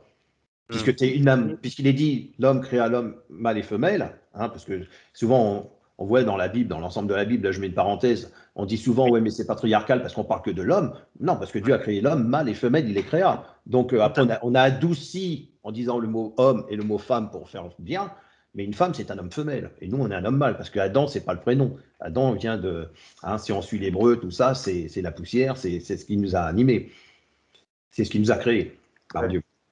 Donc, du coup, pour nous, la mort, l'Hadès, tout ça, là où tu vas, c'est une tombe, point barre. C'est-à-dire qu'il n'y a plus rien derrière. Tu n'es que dans le souvenir que Dieu prépare une place pour toi dans le royaume. En soi, il n'y a pas de conséquences pour les personnes vraiment profondément mauvaises sur Terre. Ce n'est pas la majorité, mais ça existe, les personnes profondément animées par le mal et qui tiennent et donc qui souhaitent eux-mêmes blasphémer contre le Saint-Esprit, comme le dit Jésus, pour se damner eux-mêmes et vivre dans le monde de leur choix à eux, mais coupés de la vision béatifique. C'est ce qu'on appelle la mort, la seconde mort, c'est ce que Jésus appelle. Donc ça veut dire qu'il y a la première mort, c'est celle sur terre, un monde de mort, on voit bien, où tout est périssable, et la seconde mort, c'est un monde effectivement où tout est périssable, mais aussi où il n'y a jamais d'équilibre. Donc cette notion-là, elle est totalement étrangère aux témoins de Jéhovah, hein, c'est bien ça. Bah, eux, il y a une seconde mort, mais déjà dans la première mort, quand ils te disent qu'il y aura une résurrection des justes et des injustes, pour eux, de toute manière, c'est clair, on va te ressusciter pour que tu meurs. Alors à quoi ça sert de te ressusciter si tu vas mourir de toute façon? Pour Alors eux, sinon, autre notion. si tu veux, pour eux, tu as un jugement. C'est-à-dire que quoi que tu fasses, tu vas être jugé. C'est-à-dire que si tu as fait des bonnes actions, ça c'est pour vivre dans le royaume. Et après, à l'heure de ta mort, ta seconde mort, c'est que tu vas être jugé pour le bien ou le mal que tu as fait. Et tu n'auras pas le droit à la vie dans le royaume. Toute l'espérance que tu peux avoir dans ce royaume, tu ne l'auras pas. Ça veut dire que Alors, ça, l'enfer, question ça veut dire que tu vas être effacé, écrabouillé, tu ouais, n'auras plus de souvenirs, tu n'auras plus rien, il n'y aura pas de souffrance, puisque ouais, le néant. Ça amène donc fatalement à une autre question, où les témoins de Jéhovah sont approximativement 8 millions sur Terre. Je dis bien approximativement. Ça va en faire des milliards de gens qui vont disparaître dans le néant. bien sûr, tous ceux qui ne sont pas témoins de Jéhovah, Merde. sous la forme de Charles Russell, il n'y avait pas le fait que, si tu veux, les gens, pour Charles Russell, arrivés au millénium, il y avait une chance de comprendre, d'avoir la vérité en face. Parce que la vérité existe, c'est un chemin, ça Charles Russell en était conscient. Et pour lui, le millénium, c'est très simple, c'est-à-dire que quand tu allais ressusciter, dans la part de millénium, tous les 100 ans, parce que tu avais des. Il te permettait de travailler, c'est-à-dire de Ouais. revenir à travailler sur toi, mais ça n'enlevait pas le péché. Simplement, la prépondérance du bien était sur le mal. Parce que pour Chantal Roussel, même après les 1000 ans, quand les justes vont survivre, parce que seuls les justes resteront, seront toujours des pécheurs. Mm. Parce que le péché a toujours existé dans l'homme bien avant qu'il ait péché. Simplement, il n'était pas tenu par Dieu tant qu'il n'avait pas établi de loi. Dieu a dit, tu ne mangeras pas de ce fruit. Le péché existait déjà en lui. C'est le péché est venu. En fait, il a eu besoin du corps pour émerger au moment qu'elle a mangé du fruit et qu'elle a ouvert la boîte de Pandore, on va dire.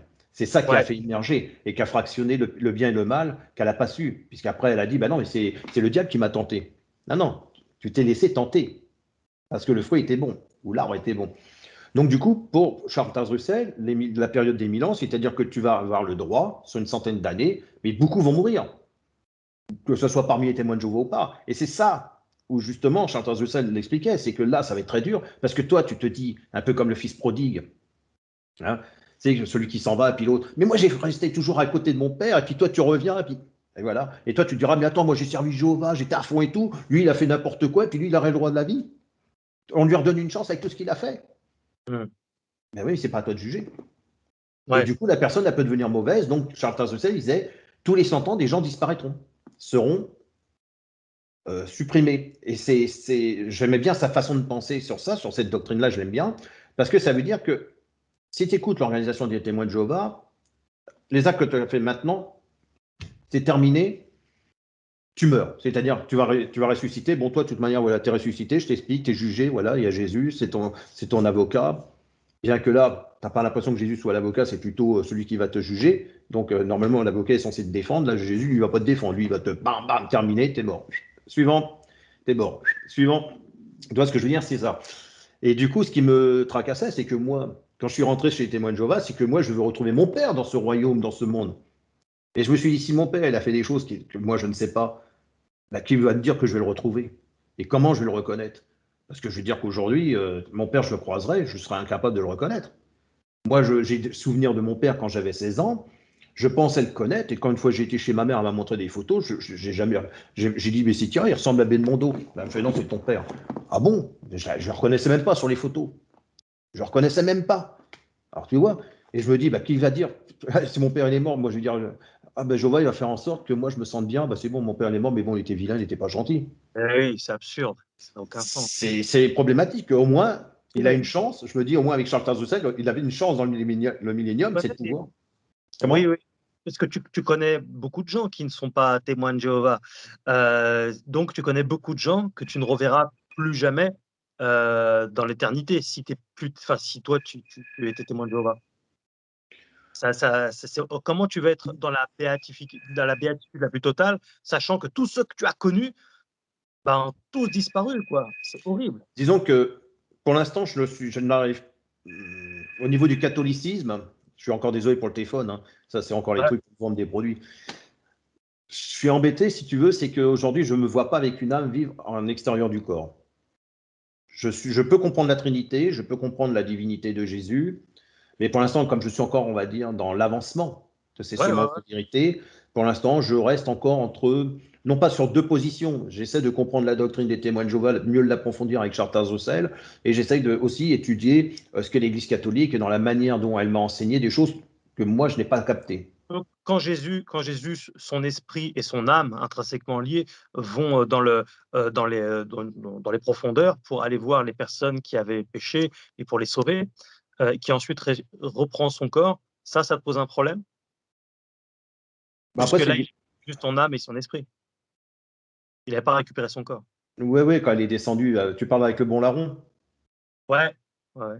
Bah, ouais, quand il a été voir les âmes, on le voit dans les épîtres de saint Pierre, lorsqu'il va les esprits emprisonnés, Ah, ils n'en parlent emprisonnés, pas, ça, des témoins de Jéhovah. purgatoire, tous ces trucs-là. Ils n'en parlent Il y a pas. bien, Jésus, à un moment, il est détaché de son corps et il revient. Ouais. Ensuite, il ressuscite, ouais. Comme Ouais, pour nous. ça, c'est des choses, ils n'en parlent pas. Et puis, je dirais que malheureusement, chez pas mal de catholiques, parce que quand j'étais chez les baptistes, il y avait beaucoup de catholiques, et il y en avait un qui, lui, a passé une vingtaine d'années chez catholique, où j'ai dû, pour la première fois, utiliser le mot latin, en tout cas de parler de grec ou de latin.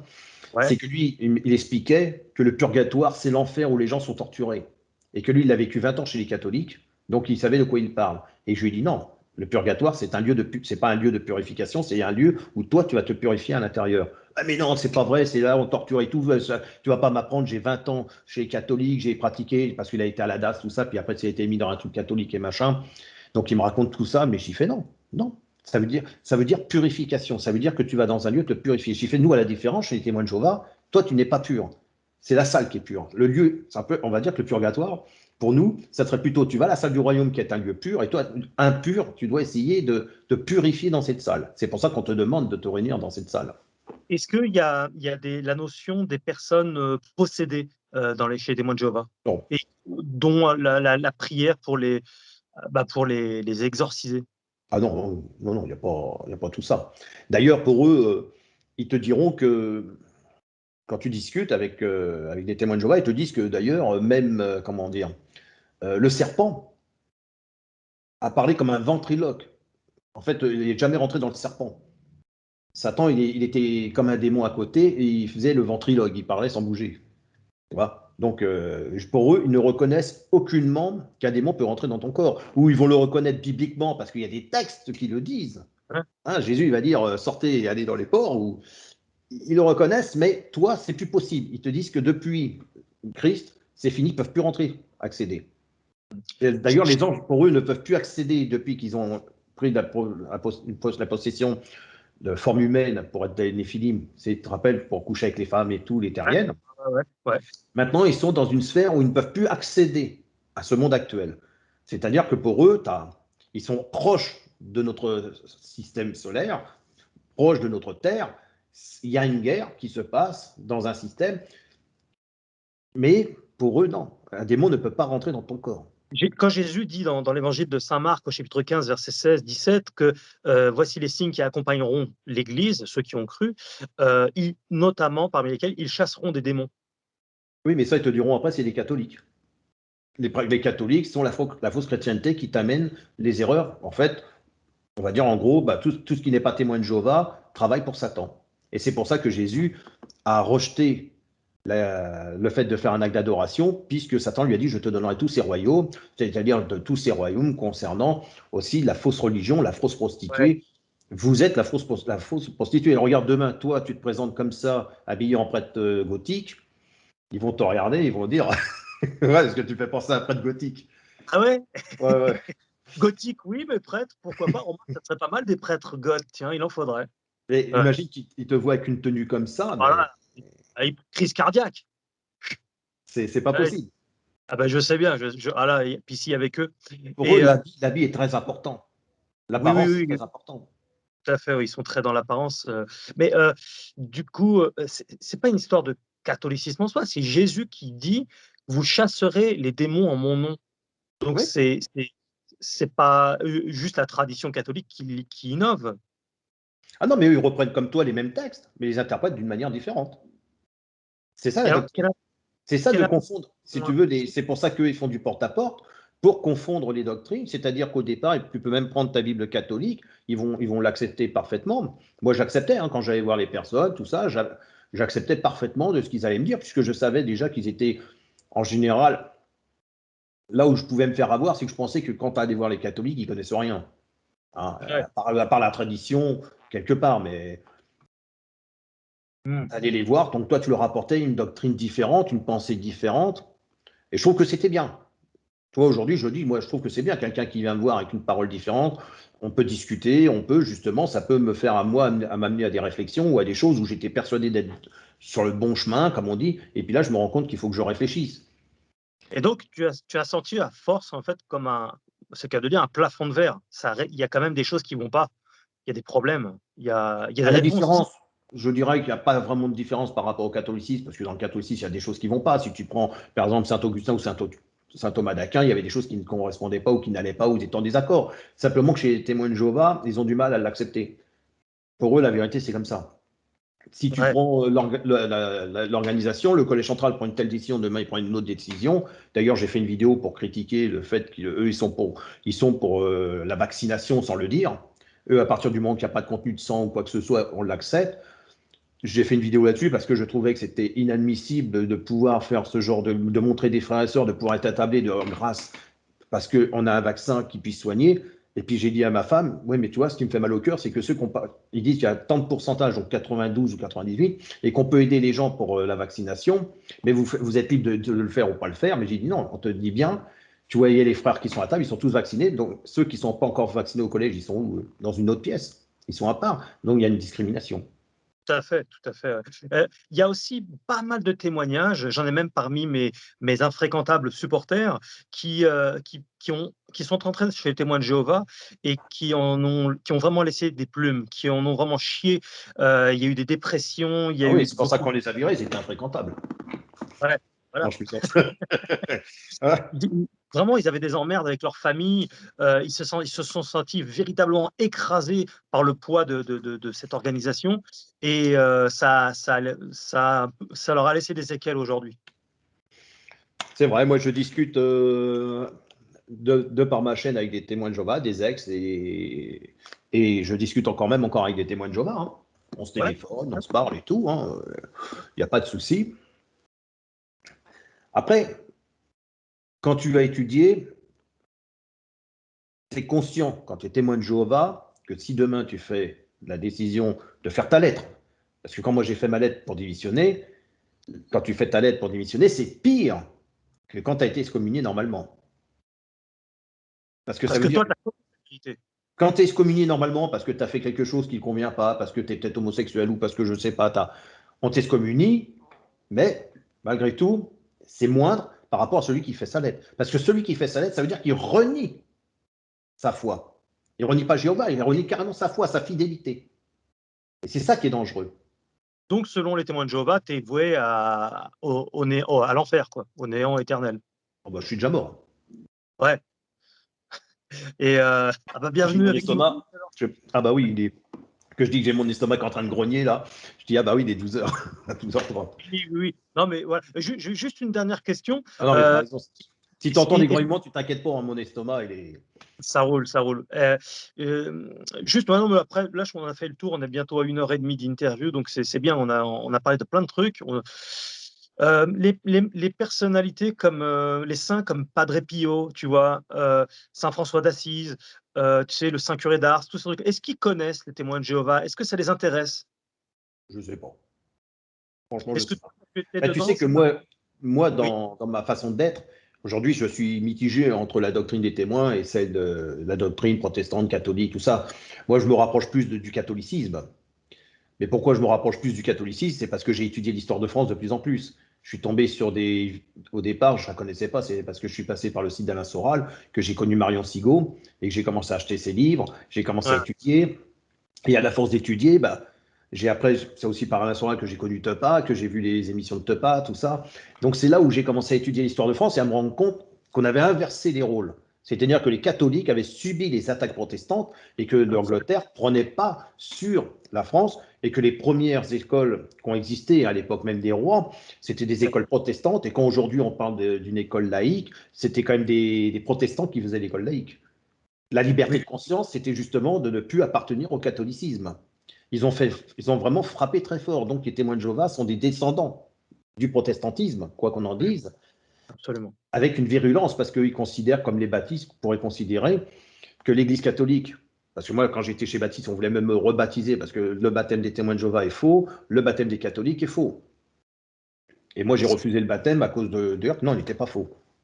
Mm, mm, mm. Peut-être les témoins de Jéhovah, c'est discutable, mais celle du catholicisme, non. Et du coup, toi, tu t'es intéressé dans ton cheminement vers le catholicisme, notamment à Padre Pio. Je ne le connais pas trop, lui. Eh ben, écoute, je t'invite à le découvrir parce que tu vas voir, c'est de la très, très, très haute voltige. Et toi qui adore C'est pas aussi, un mec qui chauffe.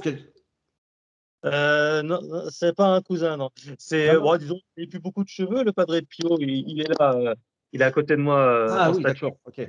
Il a plus beaucoup de cheveux, il est bon, à un certain âge, mais en tout cas, il était, c'était voilà, les stigmates, les 5 stigmates du Christ, les miracles, en veux-tu, en voilà, les multilocations, il apparaissait à plein d'endroits en même temps, avec beaucoup de témoignages, même des généraux d'armée hein, qui l'ont vu dans des endroits où il n'était pas. Enfin, donc, et la science atteste, d'ailleurs, tous les scientifiques qui l'ont ausculté, ont non seulement authentifié de la véracité de ce qui se passait chez lui, mais se sont tous convertis. On ne peut que, on ne peut que se poser de questions de bon sens face à Padre Pio. Mais Donc voilà. il est pas sur la chaîne de Arnaud Dumouche Alors très honnêtement, je ne suis pas la chaîne d'Arnaud, qui Non, est non, mais un parce que tu sais, Arnaud, il a pu, si tu veux, il a une chaîne et il ouais, a un site où tu peux aller sur Docteur Angélique. Ouais. Angélique, je l'ai dit à Docteur Libre, sur Docteur Angélique. Et justement, je ne sais pas s'il n'en parle pas de ça, parce qu'il y a la mariologie, il y a pas mal de domaines. Arnaud a fait un travail monstre. Ah, Euh, c'est énorme. Et tu sais que c'est c'est ah le oui, oui. premier avec qui j'ai fait, bah, en tout cas, c'est comme ma première vidéo sur Jésus est-il Dieu ou un Dieu. Je l'ai fait avec Arnaud Dumouche parce que moi, quand je suis arrivé, si tu veux, Arnaud, je le connaissais comme plus ou moins, j'avais vu deux, trois de ses vidéos. Moi, j'étais plutôt sur des vidéos à l'époque d'Abdul Majid, Cheikh Ahmed Didat avec les débats. Et après, Ah, il y a eu avec Karim, tout ça, donc j'ai suivi beaucoup. Et après, je suis tombé sur Arnaud, puis ça me parlait pas, tu vois. Je me suis dit, oh là, ça me saoule, catholicisme, tout ça, c'est pas vivant, ça saoule. Mais je laissais des commentaires, et puis bon, il répondait quand même aux commentaires, tout ça. Puis bon, je me suis dit, c'est bien répondre, mais il a l'air de. Ouais, il est pas tolérant, il n'y a que lui qui a raison, tu sais. Donc, puis moi, comme j'étais dans l'idée aussi, c'est que moi, j'avais raison, point. Hein, moi, j'arrivais, voilà. j'avais raison, point. Tu peux me dire tout ce que tu veux, j'ai raison. Hein. Donc, je me disais même pourquoi je discute avec lui, puisque pourquoi discuter avec quelqu'un quand tu sais qu'il a tort? C'est l'orgueil, hein, Bien sûr. et du coup, il répondait, puis après, je lui ai laissé quelques messages sur. Puis c'est lui qui m'a, comme il savait que j'étais témoin de Jéhovah, il m'a dit, ça te dirait qu'on fasse. Parce que ce qu'il voulait, c'était que quelqu'un représente vraiment les témoins de Jéhovah, que je ne sois pas là pour détruire du témoin de Jéhovah. Et lui, il voulait que quelqu'un représente. Évangéliste, hein, c'est un vrai évangéliste catholique, Ouais. c'est-à-dire qu'il évangélise énormément. Donc, non, non, c'est un très grand théologien, Arnaud. Mais c'est vrai que je regarde surtout, moi, les débats, c'est surtout ce qui m'intéresse. Mais il a dû faire des vidéos sur Padre Pio, je pense qu'il a dû en faire dans tout Ouais, son. de toute manière, ouais, je vais regarder aussi. Jette un Mais œil, il y a des reportages, il y a des reportages super bien faits, et même sur Cato TV, il y en a des super, hein, vraiment, va voir, tu vas ah, adorer. moi, ce qui m'a intéressé avec Arnaud, c'est que lui, il a voulu faire justement. Il y en a qui étaient un petit peu éméchés là-dessus. Pourquoi tu fais ça avec des témoins de Jéhovah? Lui, ce qu'il voulait, c'est que comment comprendre les témoins de Jéhovah. Et par contre, moi, je me suis rendu compte qu'en faisant mes vidéos avec lui, c'est qu'à un moment donné, quand je me réécoutais sur les débats, je me dis, mais.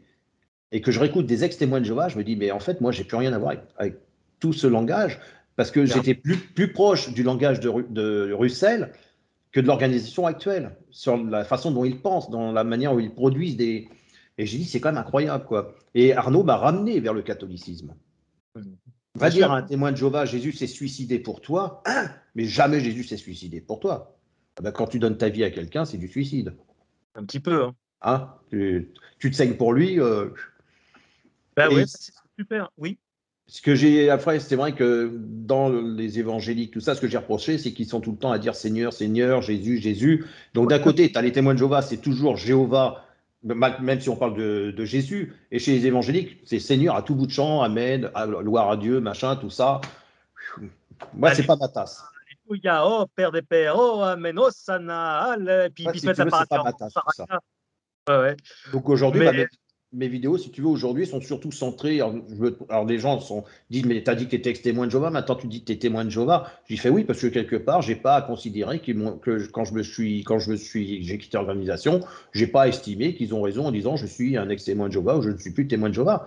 Puisque moi, dans mon idée, c'est de continuer à servir Jéhovah. Si je finis par mon cheminement de dire que Jéhovah, c'est Jésus, bah, je sers. De toute manière, je sers le Christ. Hein, je suis sur le chemin, je sers. C'est pas, de toute manière, c'est pas aux gens de me dire ça c'est pas bon, ça c'est bon. Je pense qu'on a tous des semences. Pour moi, il y a des semences. Quel que soit, tu peux voir n'importe qui, la franc-maçonnerie ou autre, il y a des semences de vérité. Hein. bien sûr. C'est, comme on dit, Jésus a dit, hein, laissez-les croître. Tu sais, quand ça a été à la moisson, laissez croître. Ces semences de vérité vont faire pousser. Et après, lui, il saura qui choisir ou pas. Et bien sûr, bah, tu te rends compte, si tous ceux qui sont qui ne sont pas catholiques finissaient en enfer, ça serait horrible, Bah, quoi. Voilà. si j'avais pas connu Arnaud, tu vois, si j'avais par exemple connu Guy Pagès ou Horowitz, tout ça, le Ouais. catholicisme, tu vois, moi, je prendrais l'autre côté. Ah bah moi pareil, laisse tomber, quoi. C'est Et jamais, jamais. voilà, mais Ouais. le fait d'avoir connu Arnaud et d'avoir pensé que j'étais meilleur que lui, et puis que lui, humblement, avec humilité, parce que lui, il ne te dit pas qu'il est humble, il l'apprend l'humilité. Tu vois, il n'est pas moi ci, moi ça. Lui, il apprend les choses comme il dit. C'est quelqu'un de speed, mais il apprend à être tranquille, sympa. Et ben, c'est grâce à ça, parce que je me suis dit, tiens, il est ouvert à ce genre de paroles. Moi, j'ai vu des gens sur Facebook, ouais, c'est une secte, c'est satanique, c'est machin. Tout de suite, bam, bam, bam. Non, non, il n'est pas ci, ils sont pas ça. Il a des réponses, il a des arguments. Et j'ai trouvé que c'est vraiment intéressant, parce que quand je discute avec Arnaud, il y a vraiment l'humilité derrière. Franchement, il y a l'humilité. Ah oui, mais je te le confirme, je le connais bien, j'ai passé beaucoup de temps avec lui et puis d'ailleurs je repars là en Belgique, tourner, toute une série de vidéos. On a tourné au moins, je sais pas, 50 ou 60 vidéos ensemble depuis des années, Il est donc je marrant comme bonhomme. l'aime bien et voilà, si c'était une secte à un barjo ou ce que dit Horowitz, je l'aurais un petit peu remarqué aussi. Par contre, Horowitz, j'ai eu l'occasion de le rencontrer un certain Oui, je nombre sais de ce que tu avais fois. fait. Euh, Il m'a pas fallu longtemps pour, voir qu'en fait, il y avait de sérieux problèmes chez lui. Mais ça, c'est une autre histoire. Non, Bon, je bref. sais, puisque quand je t'avais suivi à l'époque sur Eurovis, de toute manière, toi, il était, à un moment donné, il avait dit, je vais lui dire 2, 3 mots, ce Morgan Priet. À l'époque, il était avec Farida Bilgoul. Tout à fait, tout à fait. Alors, en tout cas, merci beaucoup, hein, pour ton témoignage. Va voir Padre Pio, tu vas voir, c'est quelque chose. Et puis, bah, n'hésitez pas à vous abonner donc, à la chaîne Le Fruit de la Vigne Oui, parce qu'au et départ, ça devait être le fruit de l'esprit. Et je me suis ouais, planté, j'ai mis le fruit de la vigne. Et du coup, j'ai dit, pourquoi j'ai mis, au lieu du fruit de l'esprit, le fruit de la vigne, j'ai été chercher le verset, parce qu'en fait, cette chaîne, elle est dédiée au Dieu Jéhovah, quelque part, tu vois, ça s'est fait comme ça. Et pourquoi je reste, il faut vraiment comprendre pourquoi je reste témoin de Jéhovah, dans le sens par rapport à mon enfant.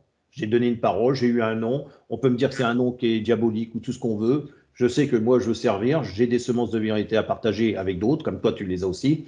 Et je pense qu'après, bah, c'est chacun qui s'avance. enfin, vu ton cheminement quand même, donc ton cœur, on voit bien qu'il est quand même plus vers le catholicisme. On peut quand même Ah oui, oui. évoquer Mais ça, d'être tu es un ancien témoin de Jéhovah, tu n'es pas un témoin de Jéhovah à proprement parler, quoi. voilà, oui, moi je suis à la base, on va dire, catholiquement témoin de Jéhovah, Ouais, ou ouais. témoin de Jéhovah catholique, un témoin de Jéhovah catholique. Bah, en tout cas, ouais, continue comme ça, bon cheminement. On a tous notre cheminement et c'est super comme tu fais, quoi. Et puis voilà, personne n'a à juger. De toute façon, Bon, chacun s'ils veulent son juger, ben, rythme. ils se jugent eux-mêmes, hein. Les gens qui me Déjà, jugeront se jugeront eux-mêmes déjà, par la suite, hein. déjà, déjà. Merci à tout le monde d'avoir suivi. Pensez à vous abonner, laissez un like à chaque fois, hein. Quand vous abonnez, cliquez sur la cloche pour recevoir les notifications. Et puis nous, on se retrouve dans un prochain numéro. Merci beaucoup, Luc. Je t'en prie. À bientôt.